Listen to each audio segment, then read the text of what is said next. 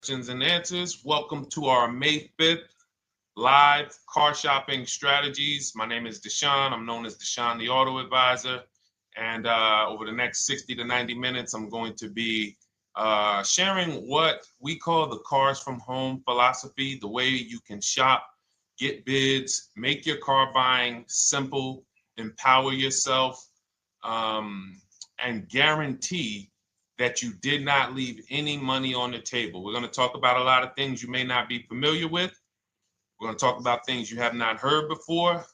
We're going to tear back some mindsets that the car business has programmed in us for their profit. And we're going to tear down those mindsets because they're costing us thousands and they're making the greediest dealers in this country thousands of dollars. And we're going to get rid of that. So this show is sponsored by my new digital book. It's called Cars from Home, 7 Steps to Saving Time, Money, and Avoiding Dealerships. So I wrote that book to give you everything I know, everything I learned at Mercedes-Benz, at General Motors, running my own brokerage, and the hundreds of people, thousands now, that we've helped since 2021 to empower themselves in their car purchases. So part of my welcome offer to you is it's normally $97. You can get it for $24. That's my welcome offer for 30 minutes, anytime during the broadcast. As we go, you can get yours in my TikTok bio, in my Instagram bio, the YouTube comments, and the Facebook comments. It's a 75% off discount as part of my welcome offer for those of you who take action. And you'll have everything we teach here for the rest of your life. And you'll be able to move the same way you're going to hear me move and the way a lot of people I'm going to show you guys are moving. So no questions off limits. Feel free to start typing your questions. We are live on Instagram, TikTok. Hang on. I got Instagram up here. My man Dolan is moderating, so we're going to try to pull in every single one of your questions. Again, this is our May 5th live. We are live. It is Monday, so let's get to the questions. Okay, we got some coming in already on TikTok, Dolan. I see it is what it is. I'm just going to pull that one. I need to do one on shady mechanic shops. You should. If that's your area of expertise, the public needs to know from someone who's an insider what is going on in mechanic shops. I'm sure they get a lot of value. If you guys want, it is what it is to launch a channel teaching people how to avoid shady mechanic sites, type ones in the chat so he can know that he should go ahead and do that. Or she. I can't see if you're a man or woman. But let's get some questions going. Yasoy Tommy, I see you on TikTok. Interested in leasing, but I know I will go over the mileage. I drive a lot. Well, here's what you do. Give you an example. I'm leasing right now. I've never needed more than a 15,000 mile per year lease. So all of my leases have been 12,000 miles. I've never needed more than a 15,000 mile per year lease. Now, sometimes, that was because my family worked a little further from where we lived. We got a 15,000 mile per year lease, but most of the time I'm getting 12 because that's what I need. That's what I use. Now I'm paying $499 a month for this $55,000 Infinity truck. I got a 1% lease on it. I got my bids, the way we teach at Cars from Home. We're big on multiple offers. That's the only way you're going to save the big money and guarantee you got all the money is to get multiple bids. We teach you how to do that. You can do it by phone too. If you want to try to do it by phone, God bless you. We do it through email. We do it through emails and templates, and that's what we do. But I'm paying $499 a month for 12,000 miles. Now, let's just say I needed 15,000 miles. I would have bumped that lease up, and instead of $499, I'd be paying probably $30 more. So call it $530. Now, let's say I'm a high mileage driver at 20,000 miles. That instead of $530, I would probably be paying $620. And there I got my 20,000 miles per year. So the key is, and this is what you'll hear, people will blame the leases for not understanding that they choose the mileage. The mileage is not selected for you unless you go into a dealer and say, hey, work me up a lease. And then they're going to choose the mileage, probably give you 10,000 miles per year, and then try to close you on that. But that's not the way we shop. We're going to shop and we're going to adjust our miles based on what we need. So if I needed 20,000 miles per year, I would probably be paying $620 instead of $499. If I needed 25,000 miles per year, I would probably be paying $680. So I'm just paying, we get what we need and we enjoy our leases. because when we buy these cars and we drive ridiculous miles, we depreciate our cars, we destroy the value, and then we still have a loan on it in a lot of cases for a vehicle that we have destroyed the value in because we put 60,000 miles on it in 3 years. So our loan is moving very slow, but our vehicle's value is dropping through the ground very fast, which is typically how we end up with $15,000, $20,000, $25,000 in negative equity. I used to see it all the time in dealerships, especially when I was in when Uber took off. When Uber took off, year later, 2 years later, 3 years later, we had tons of people coming in with Hondas, coming in with various cars that had 200,000 miles on them, but they still had 3 and 4 year loans left. And, that's just a recipe for disaster. That's a recipe for disaster. So you should not be leasing, though, if you keep your cars 8 years. Some of you familiar with the 8-year rule, you understand. Everyone should not be leasing. I want to make that clear. Some people say, Deshone, you believe everyone should be leasing? No, I don't. If you are not keeping your cars 8 years, then you should be shopping for below market leases. Don't forget those 2 words, below market leases. Because if you're paying what everyone else is paying for their leases, it's not going to make sense. Some of these strategies are not going to make sense. You need to be getting below market leases. And the way we do that is to comparison shop, get multiple offers from dealers, have them compete for our business, and then we get these leases that no one else can get. Great question. So what if I go over 20,000 miles? What do you recommend doing? You choose your mileage wisely. In my book, I have a section called Choosing Your Mileage Wisely. The whole key with leasing is to scope out the mileage you're going to use, and that's what you shop for. If you know you're going to do 25,000 miles that year, you would do 25,000 miles on your lease. But you don't shop this way. We always shop with 12. A problem with leasing is once again, you go into the dealership, you say, work me up a lease. They're going to work you up what they want. They're going to say, hey, put 5,000 down. Who's had that happen? You go and you look for a lease and they tell you how much money you need to put down. Type me if you've had that happen. And again, welcome to everybody. This is our May 5th live. It's Monday, May 5th. Whether you're watching this today or you're watching this later today, because we will be rerunning this for those who couldn't make the show. Tell your friend they can catch it on our channels. But this is our live show. We're live every single Monday through Thursday at 12 noon. So you'll see people who will go and get blessed transition. You've had this happen. This is what you go in. They work you up a lease. Here, you need 3,000 down. Yeah, you need 3,000 plus your taxes and fees. What do you want to do? So that's them customizing our leases. We never want to do this. We want to customize our lease and run it like this, a template. All your leases you get with, ready? 12,000 miles per year. First month's payment only due at signing. That's it. 12,000 miles per year. First month's payment only due at signing. That is how you shop all of your lease offers, because this allows you to now use the 1% rule, which I didn't create. A lot of lease savvy people know about the 1% rule, where your MSRP, I'm going to just show an example of an MSRP, the price on the window sticker. Every lease is going to be brand new, guys, or either close to it. The price on the window sticker is the price we go by, the MSRP, and we're going to divide our monthly payment into the MSRP. And once we get that, the number, that's going to tell us if we got a 1% lease, if we got a 1.5% lease, if we got a 1.8% lease. And what we did was I created the 1.5% rule to know we were overpaying for leases. You don't have value when you lease something over 1.5%. But let's keep it to the point. The point is you're shopping all your leases, first month's payment due at signing, 12,000 miles per year, and then you're using the 1% to 1.5% rule to gauge the value. Once you find your best offer, that's when you go and you say, can you please adjust the mileage down to 10,000 because that's all I need, or up to 15,000 or 18,000. You shop your offers with 12. You find your best offer concerning what value is, 1%, 1.2%, 1.4%. You lock that up, and then you tell them, show me what the payment will be with 20,000 miles per year or 15,000 miles per year. That's going to keep you from walking into these 80% dealers which are never going to give you a below market deal. When they drop their prices, they're never going to drop low enough to beat their competition. That's why their name of the game is them keeping you from checking their competition. And then you avoid these people, you find those deals, and then you adjust the mileage with that dealer. But choosing your mileage is very important with a lease. And that's why you should take 5 minutes, 10 minutes, tally up your lifestyle over the next 3 years, and you choose your mileage that you need. Great question. Let's go, Dolan.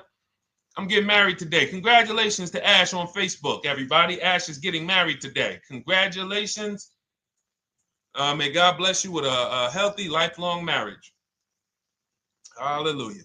All right. Angel on YouTube says, can I lease for 36 months, then purchase to have a lower payment instead of buying at a higher payment? Now, what he's asking or she's asking is, I want this new car, but if I buy the new car, then I'm going to have to pay for the new car, in which case it's too unaffordable. So can I lease it first and then buy the difference at the end? Yes, you can. Let's talk about why that's not that financially wise. There are signals, guys, that tell us we are looking at vehicles that are too expensive for us. Signals. Would anyone on here take a 50-year mortgage? Anybody? Anybody? We got some smart people on here. Anybody volunteering for the 50-year mortgage, ladies and gentlemen? Anybody? Come on, somebody.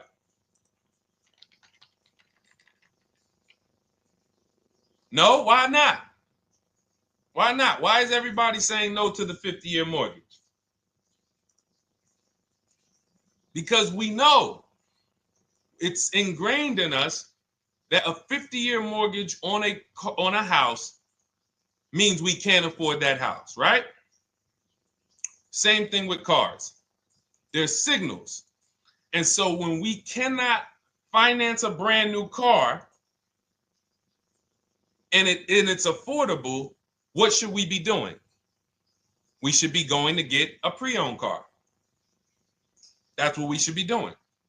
So some of you have the luxury where you could afford both a new version of the car you want, and you can afford a pre-owned version, of course. So you might say, Deshone, I could afford both. I want this car, but I could afford, which one should I get, new or pre-owned? Thank you to the new gifter, Jeffrey Jones. Welcome. The Black King. Thank you so much. Gifter badges. Appreciate everyone who supports this broadcast. Thank you so much. You helped me to keep this information going. So what you're saying is, I could afford both. Which one should I get? In that case, it's a matter of your values. Do you want a brand new car? You want to treat yourself? You only get it every 10 years. So it's like, hey, I only get a new car every 10 years. I'm going to treat myself to a brand new one. Curtis Thomas, thank you for sharing. Or you might say, you know what? I want to go to value play. Even though I could afford a new one, I want to knock 20, 30, 40% off the price, and I want to get me a pre-owned version. So that's the people who could afford both. Some of you, you're like Angel, who like, I want this car, but I can't afford it new. In which case you go pre-owned, because you don't want to lease a car 3 years, even if you get a below market lease deal, great lease payment, turn around and buy the difference, because you're typically going to need a 5 or 6 year loan for the difference. Once you get that 5 or 6 year loan, you add that to your 3 years that you leased the car, and you got 8 to 9 years of payments on the exact same car. 8 to 9 years of payments on the same car. This does not make financial sense to pay that long on a car. This is, you can't reach the reward stage where the car is paid off and you're putting money to the side for maintenance and repairs. You know, you got a paid off car, because the goal with purchasing is to get to that long-term ownership where the car is paid off. I don't owe anything on it. You know, I got a couple $100 I put to the side for maintenance and upkeep, but that's all. That car is paid off. I can keep that thing for 15 years. I can pass it down to my son, my daughter. We got an extra car in the family. That is the value of purchasing. So if you have a payment for 8 years on a car, you don't get to that stage. So that's why before I would ever recommend someone lease and then purchase the balance, I would recommend someone purchase a quality pre-owned car and get it at a below market price. Okay, does that make sense? Okay, everything that we're talking about, guys, is in my new digital book. It's called Cars from Home, 7 Steps to Saving Time, Money, and Avoiding Dealerships. Has everything we teach, because the name of the game is learning how to structure your deals. When should I lease? When should I purchase? And then once you have your structure, getting bids on everything to make sure you don't leave any money on the table. When you get bids on everything, you're never going to lose any money on your trade-in, because you didn't just get one offer on your trade-in, you got bids. You're never going to overpay for your interest rate, because you didn't get one offer on your loan, you got bids. You're never going to overpay for the new car or the used car you're buying, because you didn't get one offer on it, you got bids. And that empowers you to control the transaction. That is what we teach. That's in my new digital book, step by step. You can get your copy for 75% off, normally $97, but it's part of our welcome offer for 30 minutes. You got it in my TikTok bio, Instagram bio, YouTube comments, or the Facebook comments for $24. Okay, enjoy it, use it. All right, let's keep it going. I need to buy a car. I want to know how to buy the advertised new the new SUV vehicle for under $10,000 or even under $20,000. I don't really understand the question. Let me read it again.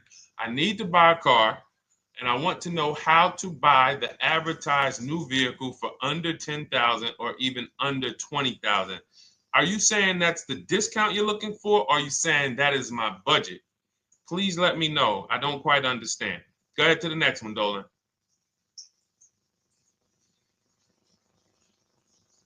All right. If the Carfax report only has service maintenance, is it okay to purchase? Okay, so all right, this is a great question, guys. This is about used cars. Who's going to be shopping for a used car in the next year? Type the letter U. Type the letter U if you're going to be shopping for a used car in the next year.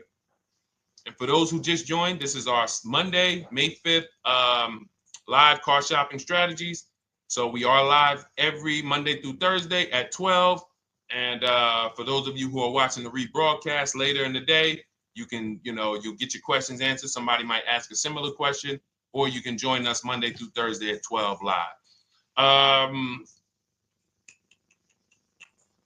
Yes, so we got a lot of people who are going to be shopping for a used car. We got Buffy on Instagram, Fran Bar.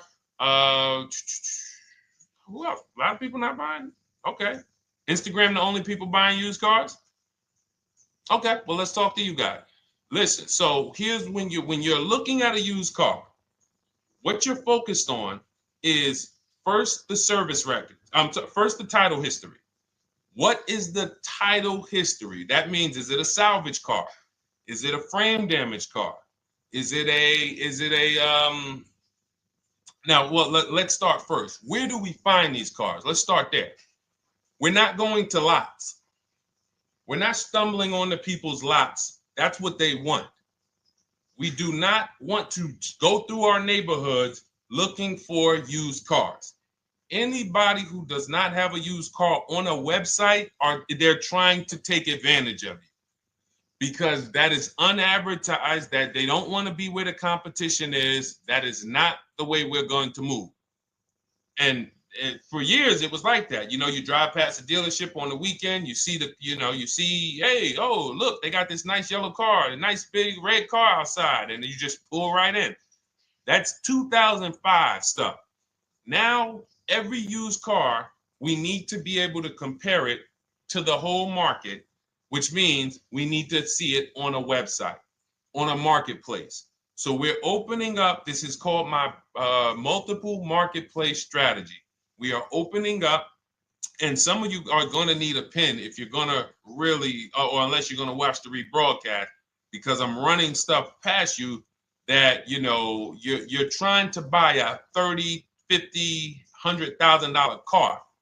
We're not talking about how you're going to get a couple things from Amazon and, set up a little home studio for $2,000. We're talking about the second most expensive purchase most of you are going to make. So it's understand that you're going to need to focus in order to get the most out of what we're talking about. So we're going to go to the marketplaces. The marketplaces are Carvana. They sell their own inventory. CarMax, they sell their own used car inventory. Driveway, they sell their own used car inventory. We're going to go to now dealerships. AutoNation, they sell other people's, they sell their own. They buy and they relist it on their website. But then you have Car Gurus, you have Carfax, you have Kelly's Blue Book, no, not Kelly's Blue Book. You have Auto Trader, Car Gurus. So we're going to all these marketplaces, we open them right up in one tab. So now what we're doing is we're putting in our criteria, and what we want to do, we want to go 100 miles out. Even if you're not willing to drive 100 miles out, you want to see what the whole market looks like within 100 miles. So now, if you know what you can afford, then you can put in your price criteria. I have a tool that I created. It's called the Perfect Budget Calculator. Some people who have my book, you've used it, where you put in your down payment preferred, you put in your interest rate, you put in any equity from your old car, and it tells you, because what you tend to miss is the fees. That's what you tend to miss. So if you're not using this calculator that we created, you want to add another $2,000 or so, because you got to factor in the fees in that budget. Some of you go out and say, man, I think I could afford $30,000. Then when you find your car, they bump you up to $33,000 because you didn't factor in the taxes and fees. So this calculator does it for you in my book, and everything we use the Perfect Budget Calculator. But if you're not using it, just estimate another, a little higher. Now you put all of that into the marketplaces. Now you're looking for what the inventory is. Now, here's the reason why you must open up all these marketplaces. First reason, they have different cars on them. Carvana and CarMax has different cars than Car Gurus, Cars.com, Auto Trader. There's different cars on them.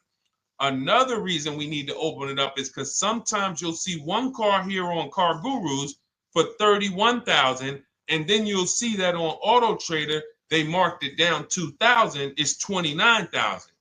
And you're like, wait, why the heck is it lower? This is the same car.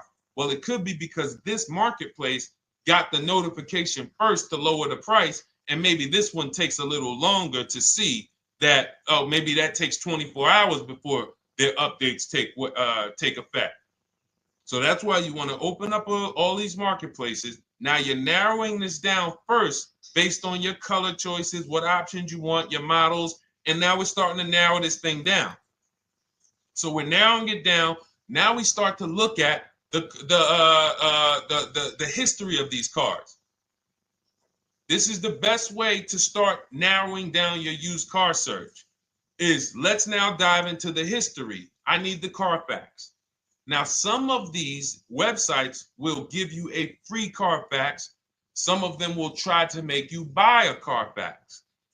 Now, I'm going to give you one of the secret strategies that we've been using for years in my book, and I'll tell you it right now. It is how we get free Carfaxes, because when we get to most vehicles, you guys, for those of you who are just meeting me, I worked in Mercedes-Benz for 5 years and General Motors for 5 years, and I ran my own brokerage. I started it in 2016, and I ran that while I worked at the car dealership.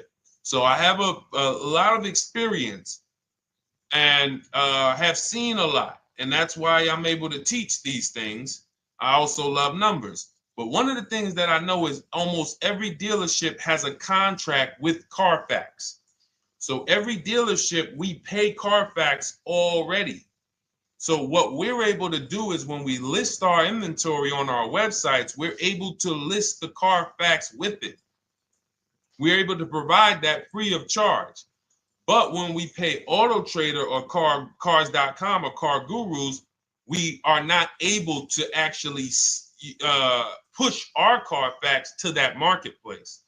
But if you come to our website and you find the vehicle on our website, most times you will find the Carfax for free. That is what we have been doing for years. So that now we have the Carfax, because the Carfax is the only way we can see those service records right now, because we've already narrowed it down based on, first thing we're doing is we're looking at title history, frame damage, salvage title, rebuilt title, total loss. That's the type of vehicle. The next thing we're doing to narrow it down, which is where many of you get in trouble, is you're looking at the service records. Skipping service records, buying used cars without seeing service records is disaster. The biggest indicator on if a vehicle was taken care of is what is on those service records. And if you can't see those service records, then I would not buy the car. Somebody say, oh, I'm changing the oil myself. If you don't have proof that you have changed the oil yourself, I cannot see it. I cannot see that you have maintenance this car, and that's a turnoff for me. Because now when you drive that car a year later, 2 years later, things start happening, you have no one to blame but yourself. Now the regret kicks in. Man, I knew I shouldn't have got this. But chances are, if you find a quality vehicle and you see service records on that previous owner's report, that's going to lead to a quality experience. Okay, so that's pretty much how the initial part of our multiple marketplace strategy. As you can see, we have this to a science. Nothing that we're doing is by chance. Nothing we're doing is on a whim. That is it. But let's go to some more questions. And I think the biggest thing I want everyone to understand so far is that we don't wing anything in this process. There's nothing, everything that I'm teaching you is going to be out of our systems. Now, some of you have different learning styles. So let's address this. Again, welcome to our May 5th, Monday, May 5th live. We're live Monday through Thursdays at 12 noon. And we rebroadcast this for those who couldn't make it. You can share this with your family. Tell them, hey, visit Deshone the Auto Advisor's channel. He did a great show earlier. He answered some questions that everyone had. You can watch the broadcast all through the rest of the day. Now, but we're live every week, but we're live right now. So now the biggest, some of you is different. What we teach is we have the ultimate do-it-yourself guide. This book is rated 5 stars. Thank you to everyone who's rated it on Goodreads. Just pull it up right here. For those of you who are actually on Instagram or YouTube, TikTok, you won't be able to see this right now. But the book is rated 5 stars. We appreciate you. And this is the ultimate do-it-yourself guide, whether you're new cars, used cars, leases, bad credit, how to make banks bid for your financing, high mileage driving. It's all in there, step by step. And it's a digital book, so you don't have to wait for it. As soon as you get your, hopefully you get there before the 30 minutes, so you get your copy for the $24 instead of the $97. That's our welcome offer. But that's your do-it-yourself guide. Some of you, you're a do-it-with-you person, and that's Shop with Deshone. You like videos instead of reading. You want coaching. You want support. You want a community. We have 1,600 people in our Facebook group. That's our Shop with Deshone. We've had 2,200, almost 2,300 people come before you. When you see me share people like Zafrina and like Melissa and Sheree, Ken, all of these people who are, they're showing their car deals that they got. Look, took me about 30 days. He went through, look, past Friday, locked down 2 vehicles, 2 Yukon 2025. Said he dropped he said, look, sold the BMW. They dropped the price down to 70 grand. So they took off like 5,200 for him. These are all people who are in the Shop with Deshone. Their learning style is they preferred videos. They preferred, coaching with me. But again, it's the same information. So I want to be clear. It's just your learning style. So if you are like Deshone, give me the blueprint and I will run this thing. That you're going to be like the people who send, like Marie. Marie just wanted to let you know she got our book. Using the book, I saved over $13,000 off MSRP. Now, here's where the feelings get hurt. And this is not my intention. But some of you have these same vehicles that you're going to see me sharing that our people get. And when you see what they paid for them and what they're getting off of them, you're going to see, wow, I did not get that. I did not get that type of discount.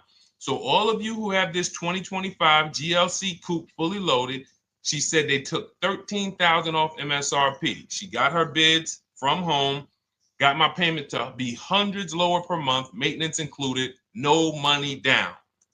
We are masters at no money down deals.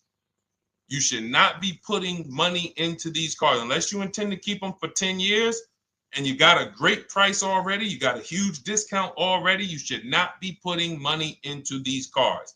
I have never done more than $1,500 out of my pocket for any lease.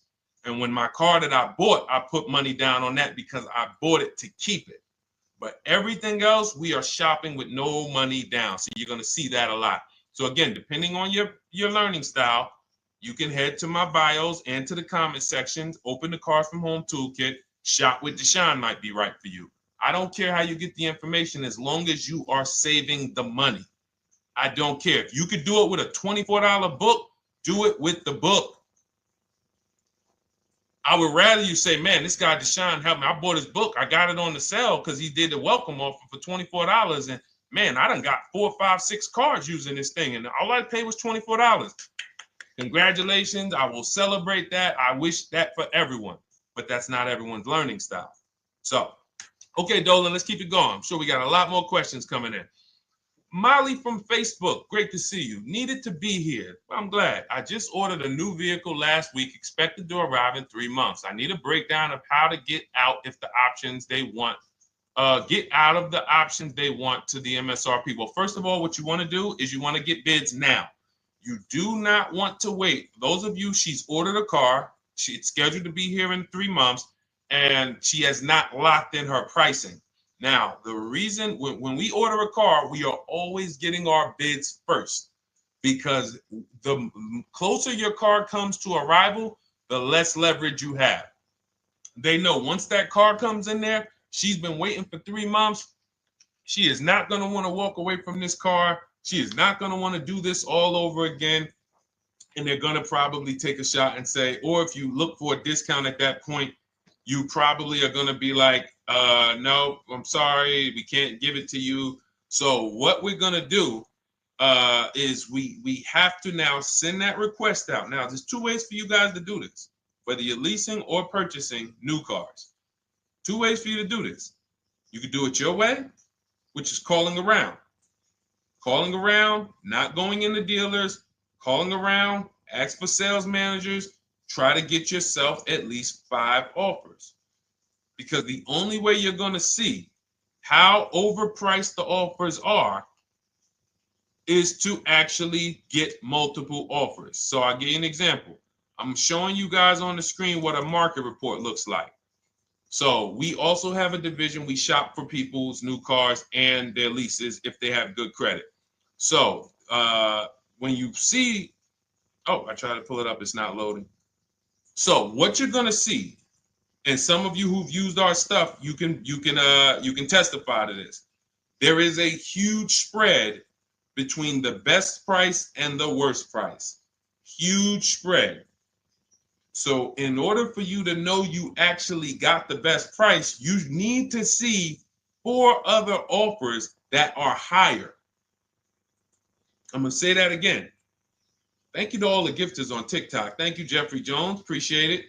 You need to see other offers that are higher. So let's go back to my car. This dealer who won the bid for my Infiniti truck saved me over $8,000.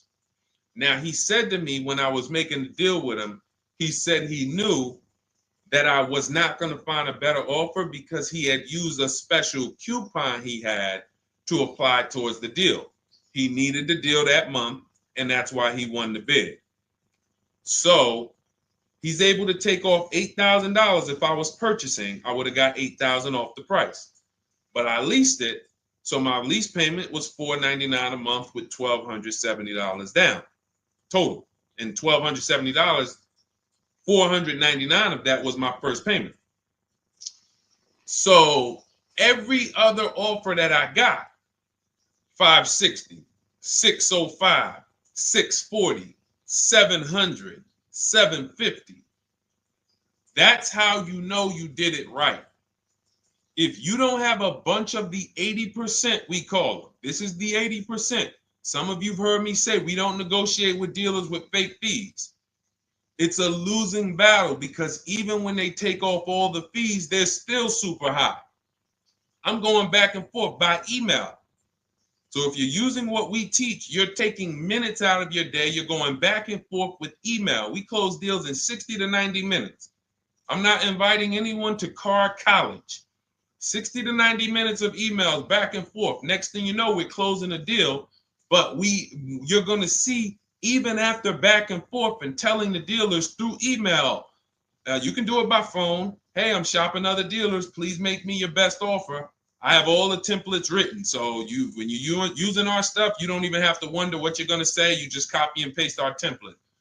But even after that, you're going to see, wait, these people are still giving me super high prices, even though I told them I'm shopping, even though I told them I'm serious, I could buy the car right now, even though I gave them every single thing I need to give them to get an offer, they're still $150 a month higher than my best offer. That's going to prove to you that they are the 80%. They are not coming down. When they say this is our best deal to their customers walking inside, they're not lying. It is their best deal. It is not the best deal. It is their best deal. Their competition's best deal will blow their best deal away. And the only way you do that is by getting bids. So that's what you need to do, Molly. Take exactly what you're looking for. If you want to call around, call some sales managers and say, hey, listen, this is what I'm looking for. I put in an order, but I'm not dead set on the price yet. Haven't really gotten, I want someone to lock in a price for me. And hopefully you're purchasing, because if you're leasing, it's tough, because once that lease comes in, you do not know what the lease program is going to be. So if the lease program is bad, then you could find yourself jammed up. Now, here's what we try to do to prevent that. It's not always possible. Here's what we try to do. Once you have found the best dealer who's won the bid, now what you're going to do is say, based on this price that you're selling me the car for, can you give me a lease estimate now?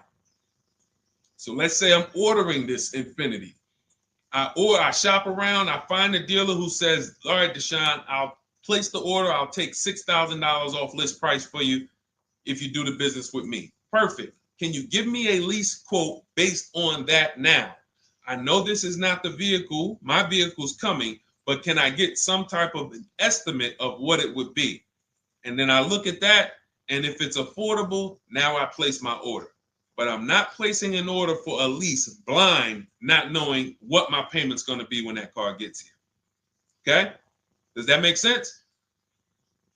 I know I may be typing, this is heavy. That's why I told you guys, when you're here with us in car buying, below market car buying strategies, this is like short 60 to 90 minute master classes. This is not lives where I'm showing you how to make macaroni and cheese and turkey and like, okay, yeah, you got your music playing in the background. Hey, listen, all right, what I need? Oh, hand me the sazon. No, you could do multiple things. This is heavy finance talk for 60 to 90 minutes, and it will change your life. And I just saw my girl, Lisa. Lisa, good to see you. Lisa's been, she's been learning from us and rocking with cars from home. Let me see. I'm glad you clarified, even if no money down on the lease, you still really have to give them the first month's amount. Yes, I don't know what I'm going to do yet, buy or lease. No matter, I'm learning lots and sharing with my peeps. Thank you, Lisa. Thank you. Now, technically, you don't have to give them the first month's payment either. What I do is our templates all involve shopping, first month payment due at signing. But if I wanted to, so let's say, for example, on this $499 a month lease I got on the Infiniti, and I'll actually will add this because I'm glad you said that. The lease that's your first month's payment, so it's not considered money down. It's considered your first month's payment because you're leasing, you're paying 36 months or 39 months. We don't do 4-year leases. We don't even do 3.5-year leases in most cases. We're not doing it. It's 36 months, 39 months. And if they have a really, really good program for 2 years, they will tell us about it. But we shop for 36 months. But you can tell that if I wanted to tell them, you know what, I want to do a straight sign and drive. I don't even want to give you the $499 for the first payment, which means you're asking them to pay the first payment, then it would have just been $500 going back into the cap cost, which would raise the payment probably with interest and taxes, maybe 15, 17 bucks, something like that. So if I truly wanted to bring nothing to the table, I can just have them to, cap the first month's payment. You can do that. You can do that. So you can ask any questions. I know you're in our Facebook group, and so you let us know. But the 8-year rule is your basis for leasing versus buying. The 8-year rule, when you guys open up my book, you'll hear me talk about this. I'm going to make a whole lot more videos about the 8-year rule because it is the parameters for how to know whether to lease or buy. It takes into account how drastic cars depreciate. They lose value like crazy. All the losses are in the first 5 to 7 years, and you don't win until you've kept the car at least 8 years, compared to someone who's getting a below market lease. So let's take an example. You look at somebody like, look, Brian. Brian got my book. Just finalized my first ever lease using your system. 2025 HRV Sport all-wheel drive, $30,000, $505 MSRP. So this is a $31,000 vehicle almost, and he got it for $395 a month, which is a 1.2% lease, no money down. Now, his initial quote from this dealer was $434. This is the winning dealer. But in my book and in our systems, we have a counter offer calculator where we put all the offers we get into the calculator, and then it calculates the best offer and it tells us what to counter. So his initial quote was $434. He countered with the calculator and ended up closing his deal at $395. So these are the people that, for all of you who you're like, wow, are there any cars out there with a $300 payment anymore?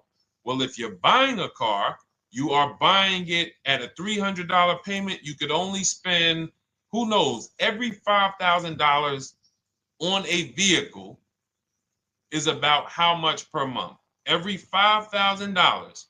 When you're looking at a car, every $5,000 on a 5-year loan, which is what you should be defaulting to, is about how much per month. Thank you, Nikki. Nikki got a #1 gifter badge. And I don't really know what all of that stuff means, but I definitely appreciate it. The Black King, thank you so much. I just know it means you guys support the show. So I appreciate it. So who knows? Every Nucci Graham is and I wanna Nucci Graham will address you next, because as soon as you get your book, on the thank you page it says, "Thank you for your purchase. Click below to open your book." So we'll address that shortly. But okay, thank you, Lisa. Yes, every $5,000, and Nikki, $100. So this keeps you in the safe zone.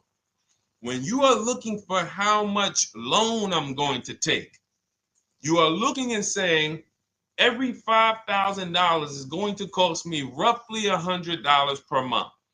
So if I want to spend $400, then my loan needs to be about $20,000, which means I'm looking at this car. If I'm going to buy it for $23,000 plus fees, and I want to be at $400, I'm going to have to come up with some more money down, because I need to get my payment here.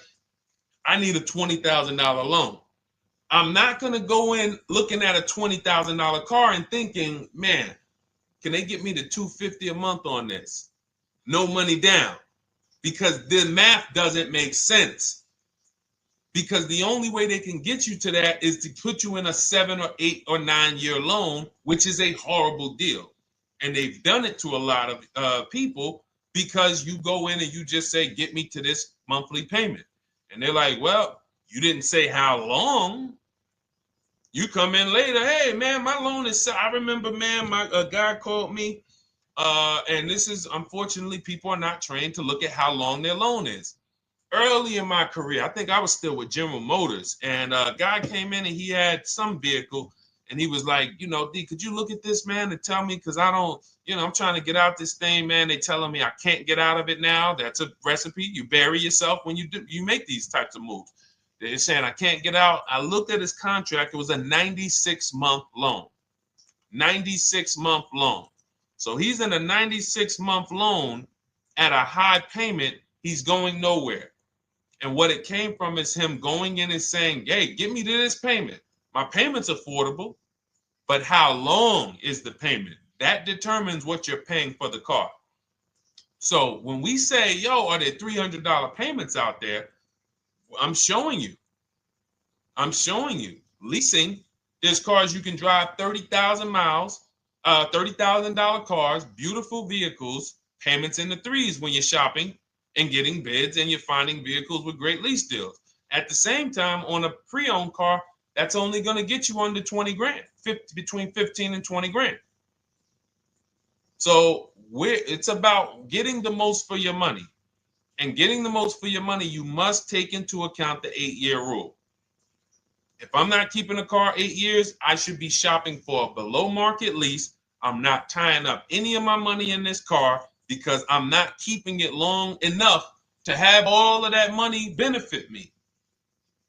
Does that make sense? Type ones if that makes sense. Type dollar signs if that makes sense, because this is about money. If I'm not keeping the car 8 years, then all the money I'm going to tie up in the car to pay for it, to pay off the loan, to do the maintenance, to change the tires, to change the brakes, to change the oil, to change the brake fluid, the transmission, all of the money I'm putting in that car, just normal maintenance. I didn't say anything broke. Normal maintenance over 7 years. I'm not going to keep the car long enough to have that make sense. Whereas had I leased, I'm just below market leases. I'm just literally paying cents on the dollar, changing my oil. Most of the times I'm out the car before I need brakes, unless some of you are driving 15,000 mile a year leases, and then sometimes you will replace the brake, but it still does not compare to the cost of purchasing. And, you know, throughout the show, I'm going to show a lot more lease deals and a lot more discounts. But the reason why I show you guys the lease deals is because the money doesn't lie. Unless you're just hell bent on paying more, the money does not lie. You can't compare. When I was, you know, I'm driving $40,000 cars, my payments have a 3 in front of them, and my friends are driving $20,000 cars, and their payments have a 3 in front of them. And those cars are used, need maintenance, you know, warranties done ran out after 4 years. I'm over here driving brand new cars, problem free, and they're paying the same amount or more than me, and they're driving inferior products. And then once they really get tired of the car, they go ahead and they trade it in and they start the process all over again. So it's bad financial advice that the car business never trained on, and they just love for people to be ignorant. But we're not going to be ignorant here. All right, Dolan, let's keep it going. By the way, all of you who just joined, this is our Monday, May 5th live. We are live every Monday through Thursday at noon. So for those of you who may be watching the rebroadcast, we rebroadcast the show all through the day. So for those who missed the show, you can either, you know, or some of you want to tell your friends, oh, hey, you're shopping for a car, go watch this show. And we'll rebroadcast this show all through the day. And we rebroadcast all the episodes through the weekend. So for those of you who didn't have time, you're, man, I want to catch up on all the shows, all the questions that were asked. We'll rebroadcast those through the weekend. But we are live every Monday through Thursday between 12 and usually 1:30. You can have your friends and family tap in. You can bring your questions, and we try to get to as many as we can. All right, Dolan, let's keep it moving. Let's get to some more. What are the companies for loans? Well, there's a lot of them. First thing you want to do is, so we teach something called the bank bidding war. This is a question, because here's my question to you guys. Where do you get your car loans from? Here's my question to you. And I'm going to tell you how we should change the answer, because I know what some of your answers are going to be. Where do you get your car loan from? Some of you are going to say my bank. Some of you are going to say the credit union. Some of you are going to say the dealership. But all of those are not the answers we want to go with anymore. Here's the answer. You got it, Nikki. I love Nikki. Whoever gives me the best rate. That is going to be the answer moving forward. If you're using what we're teaching, that's your answer. Whoever gives me the best rate. What, in other words, whoever wins the bid. So what we're doing is we are not just going to our credit union and having them run our credit, give us a rate, and now we're going out and we're shopping with a check in hand and we're shopping with our back against the wall because the bank says, well, hey, you know, your pre-approval expires May 17th, so you hurry up and find a car or you're going to have to come back and run your credit again. Now we're over here and our bank is putting our back against the wall. That's ridiculous. So what we do is we use what you should do is you should look at the average interest rate. If you have average credit, look at the average interest rate, and then you use that to budget. Again, I have a calculator that we invented. It's a proprietary calculator. You can't find it on Google. It's in my book. It's in our course, Shop with Deshone, in our checklist, our video checklist. This is stuff that, again, we don't, if you notice stuff that I teach, it's not anywhere. Deshone, why can't I find an 8-year rule on YouTube? It's because it's Cars from Home. We created it. I can't find the 1.5% rule. No one else teaches it. That's because it's our intellectual property. We created it. I don't mind people saying it, but they need to understand we didn't find this stuff. We created the stuff. So calculators, we invented them. So this calculator you take this interest rate, but even if you want to use a standard payment estimator calculator, you can take just what I said. Remember, add a little bit more for the fees, because that's what you're not taking into account. The fees, the taxes, and that's where we get in trouble. My calculator, our perfect budget calculator, does that for you. So now you want to look at the average interest rate. Type in average rates for cars. Use that for your budget, just so you can know about how much car I can go and get. So between what I told you about the 5,000 being $100 a month, and that last part about, adding a little bit more and using the average interest rate, you should have a good gauge on a range of car to go and shop for. Now, once you now shop your market, whether you're shopping new or whether you're shopping pre-owned, once you find no one's touched your credit till now. No one has touched your credit with a hard pull, especially now. We do not, in order for this to work, like what Nikki is saying, where you're only giving your business to the bank or credit union that gives you the lowest APR. In order for this to work and for you to be able to shop freely, no pressure, you need to make sure you don't let anyone run your credit with a hard pull before you find your best deal on a car. Soft credit pulls, estimates of budgeting, the way I just said. Now, you go out, you find your car, whether it takes you a week or a month or 3 months. Bang, I found my car now. You lock the car up, put it under contract, you leave your deposit. You never, ever. How soon when you get a car does the dealership want you to take it? I like asking questions like this because we can prove how predictable most of the car business is. How soon after you purchase a car does the dealership want you to take it? Thank you, Janae. Immediately. Now, the reason for that is, there's various reasons. There's various reasons. Right then and there, Molly, yes. But what I want you guys to focus on is what you lose by taking it right then and there. You lose the ability to shop the interest rates.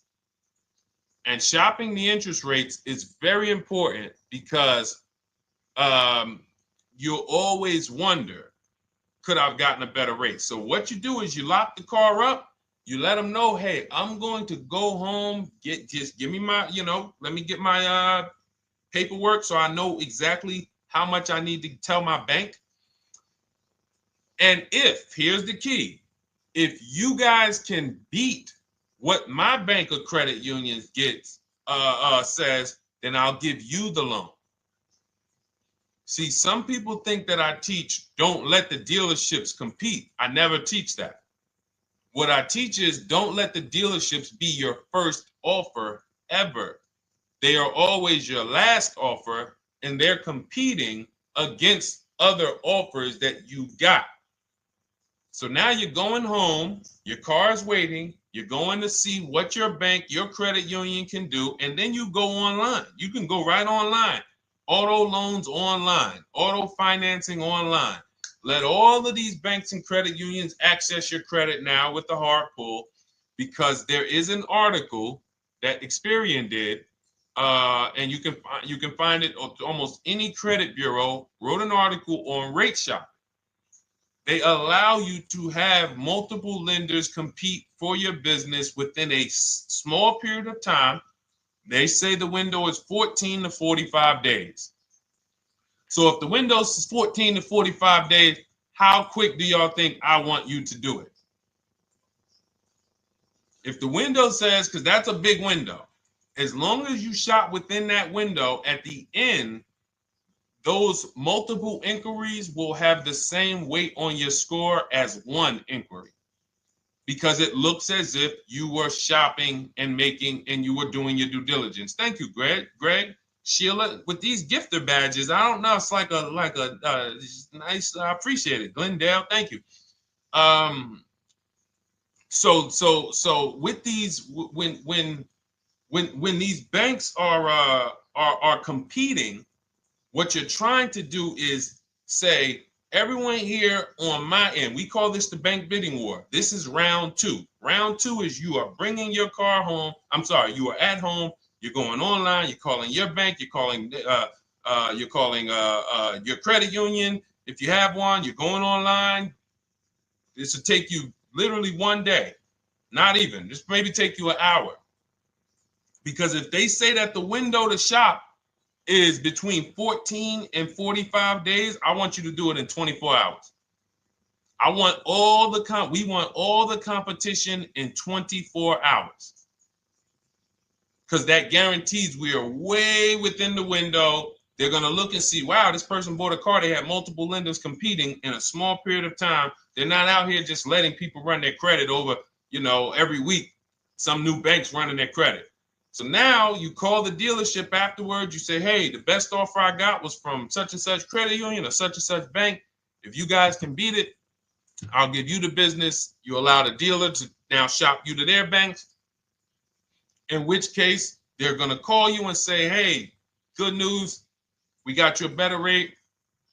Or, hey, good news, we couldn't beat the rate, but we can match it. In which case, they save you the time, they save you the paperwork. Or they're going to say, hey, listen, that's a great rate you got. We can't beat that. None of my banks can beat it. And in which case, we guarantee all around we got the best rate, which is the goal we're looking for. As Nikki said, I'm only giving my business to who gave me the best rate. That is the bank bidding war. So when you get your digital book, Cars from Home, you'll get that in writing. We also have it in our Shop with Deshone video checklist for those of you who are more do it with me types. Again, we're all about your learning style. And some of you just like, Deshone, I see you. Can you shop for us? What are these? I'm seeing a lot of you guys shop for people, new cars, new cars, leases only. And you have to have good credit. Your FICO scores need to be over 670, all of them. But if you don't, again, same result. We've been helping people get these results since 2021. And again, I am all about speed. These are short videos. The book is boom, action steps, action, action, action, action. I'm not trying to teach you everything about cars. I'm trying to walk you through a path, a 7-step path to get to the result you want all the time. Okay, I'm not taking you to car college. You're not going into the car business. You just need to know how to get the best deal. And that's what it's about, step by step. Okay, but for those of you who are just coming on, this whole show is sponsored by my new digital book. It's called Cars from Home, 7 Steps to Saving Time, Money, and Avoiding Dealerships. It's a digital book. Everything we teach about new cars, used cars, leases, below market financing, high mileage driving tips, bad credit tips for those of you who have your credit is not going to qualify you for everything else we're talking about. You need specific strategies. We have that specifically for people with bad credit inside my book and inside Shop with Deshone. So that's why I never believe in one size fits all car buying advice, because all of you are in different situations. So how does somebody look saying, you all should do this? We're all in a different situation. I have a trade-in. He doesn't. He has a lease that's coming due. He doesn't. Oh, he has a lease that's coming due. He has equity in it. We need to help him get that equity out. He has a lease. It has an equity, but it has a third-party restriction. We can't talk to people the same. That's why everything we do is custom and letting you know, no matter what your situation is, it's very common to us. Very, very common. So, all right, let's keep it going. We got some more time, Dolan. Pull them up. More questions. All right, yeah, I see we got a couple more coming in on TikTok. How do I get the book? Well, the book is in my TikTok bio. In my Instagram bio, there's a website there. It's Cars from Home Toolkit. And then you'll see the welcome special for $24. So the book is normally $97, but as part of our welcome special, you got 30 minutes to get yours for $24. So you won't pay the $94. You get 75% off. We also have a link for you guys on Facebook and YouTube in the comment section so you can get your copy. And if you're going to spend a couple more minutes with us, I would appreciate if you share the broadcast with one person that you care about, so that can help. We can help get this information out, and we can help change lives. If you didn't receive your ebook, well, first of all, as soon as you purchase your book, you're going to see a thank you page. It says, thank you, screenshot this page. And then it says below, click the link below to open your book. So you actually get the link to open it as soon as you make the purchase. And then I say, I also emailed you a copy. So sometimes people type their email in, one letter's wrong. Obviously, we can't send a book to an incorrect email, which is why I have my support team's email right on there, so that if you don't see that book within 5 to 10 minutes, you email my support team, hey, I didn't get the book. They'll get you the book right away. So as you can see, I want you to, Dolan, can you put up, do we have anywhere with we can put up the support team's email for this person? And just send an email to support. There you go. Thank you so much. Support at Deshone the Auto Advisor. Thank you, Dolan. Best moderator in the world. All right, so shoot them an email. Just let them know. Give them your first and last name, and they'll check the record, make sure that we have a purchase from you, and they'll send you your book right away, so you can dig right into it. Okay? All right, let's keep it. We work with clients all around the country. What I'll start doing, I wanted to bring some on here today, but I can't load them up. The system is showing an error. So I got a lot of people. I always bring tests. I always like to show results. So, you know, I'm a results person. So you'll see a lot of people that I share. Brian, who has our book, and, you know, his lease. Marie with her $13,000 off. All of these people made deals from home. They were not in a dealership negotiating this. You got, look, Frank, I bought your book, used your system, and just closed my deal and have positive results to report. I love when y'all email me, by the way. Like, please continue to do this. A caveat is I wanted a just released 2026 Genesis G70 Advanced, and there are no incentives. I could have gotten incentives on the 2025. However, I wanted the 2026, and I was willing to pay. So even with high demand cars, even with cars that are rare, this is the situation. I reached out to 20 dealers and I received 9 offers for 36 months, 12,000 miles on a $58,000 MSRP. The initial offers range from $1049 to $901 with everything in between. I counter offered using the calculator that we have and closed the deal at $815 on a $58,000 MSRP. That's a 1.4% deal. Now, mind you, that on a vehicle on a 2026 with no incentives, which means every bit of that was the dealer taking off money for him. He probably had to get at least $5-6 grand off to have that deal come in the 8s, when other dealers were quoting him 9 up to 10 and, you know, mid $1,000 range. So, you know, but so I show the book testimonials. I show my Shop with Deshone testimonials. but I want to start bringing these market reports so you guys could actually see that's our team shopping all around the country. And that allows us to stay, we're able to just stay on top of the market, like from state to state. It proves like this stuff is not, oh, if you're in New Jersey, the deals are better. Yeah, if you're in Florida, the deals are better. If it's California, we don't have deals out here. All of this stuff is not true.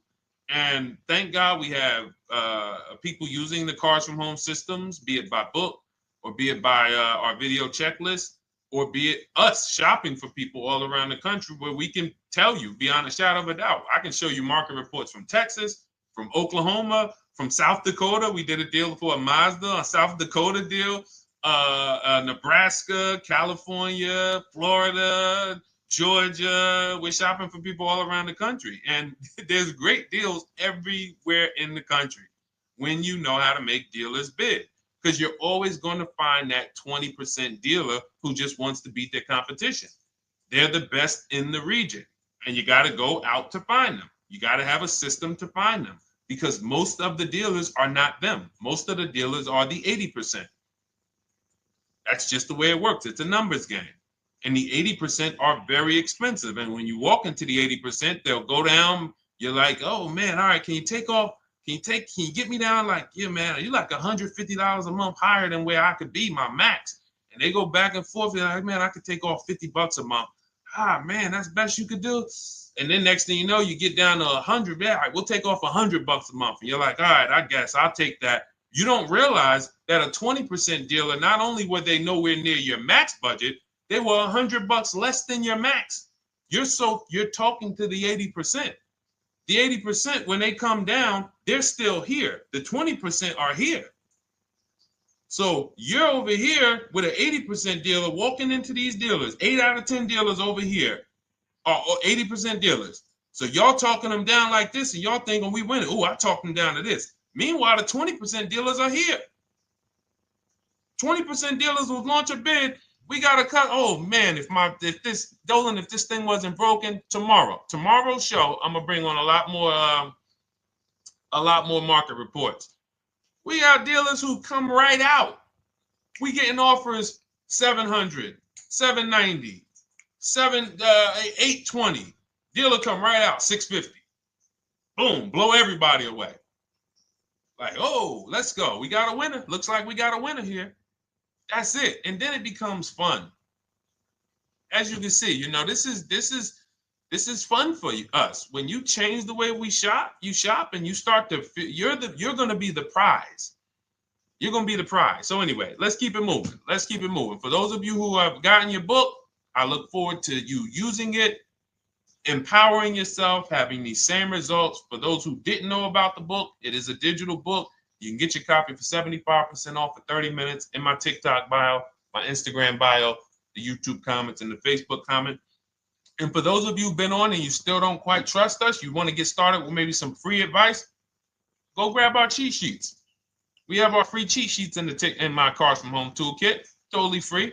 Test us, look at the cheat sheets, look at the strategies, look at the emails I'm going to send, guiding. Like I don't play around. So if you want to just say, test out, let me hear some free advice, start with our cheat sheets. All right. Yes, I'd actually answered that when I read that comment, Dolan, on TikTok about do we work with clients in New Jersey and New York? Well, yes. When it comes to shopping done for you, if you open the Cars from Home toolkit and you're like, Deshone, I just want to relax at home. You guys go shop the market for me. If you have good credit, FICO scores over 670, and you have and you're shopping for a new car or a lease, you can book a call with us. We can see if we can help you. Book a 10-minute call. It's free. And we can see if we can help you. Is it best to lease a car if you're currently underwater? Ooh, if I was underwater right now, let's just say I have 15,000 negative equity. I made a bad deal during the pandemic. I'm upside down and I'm like, man, I got to get out of this car. But and first of all, I know I should be leasing because now we know the 8-year rule. The 8-year rule says if we're not buying our cars to keep them at least 8 years, we should be shopping for below market leases. We're going to pay a lot less money. Below market leases, not normal leases. Very important.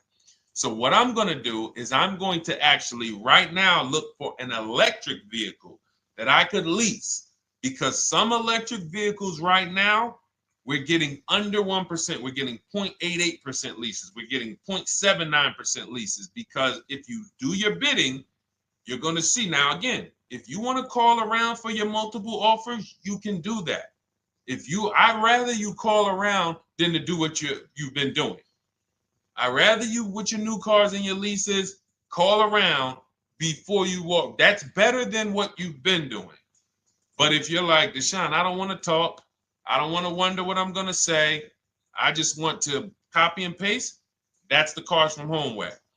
Either way, you get your 5 offers, and you're going to see now, my best offer on this $40,000 electric car might be $320 a month. So I'm now driving a $40,000 car. If I didn't have my negative equity, then I would be driving it for $320. But now I got to bring this negative equity over. Now, the reason why you want to look at these electric cars for this is because if you try to bring a bunch of negative equity over, what ends up happening is you're now messing up the loan to value ratios, and the bank won't approve it. So you might go in and look at a $40,000 car, and now you bring this 15 grand of negative equity, and the bank is saying, we're not going to loan $55,000 on a $40,000 car. We're not doing that. So that's when they'll say, some of you may have heard this before, you have to put money down. They'll say, we can't get you approved unless you can put $3,000 down, $5,000 down. You have too much negative equity, and the bank is not going to approve it all. But when you get your bids on some of these electric cars, you're going to get $10,000, $15,000 off.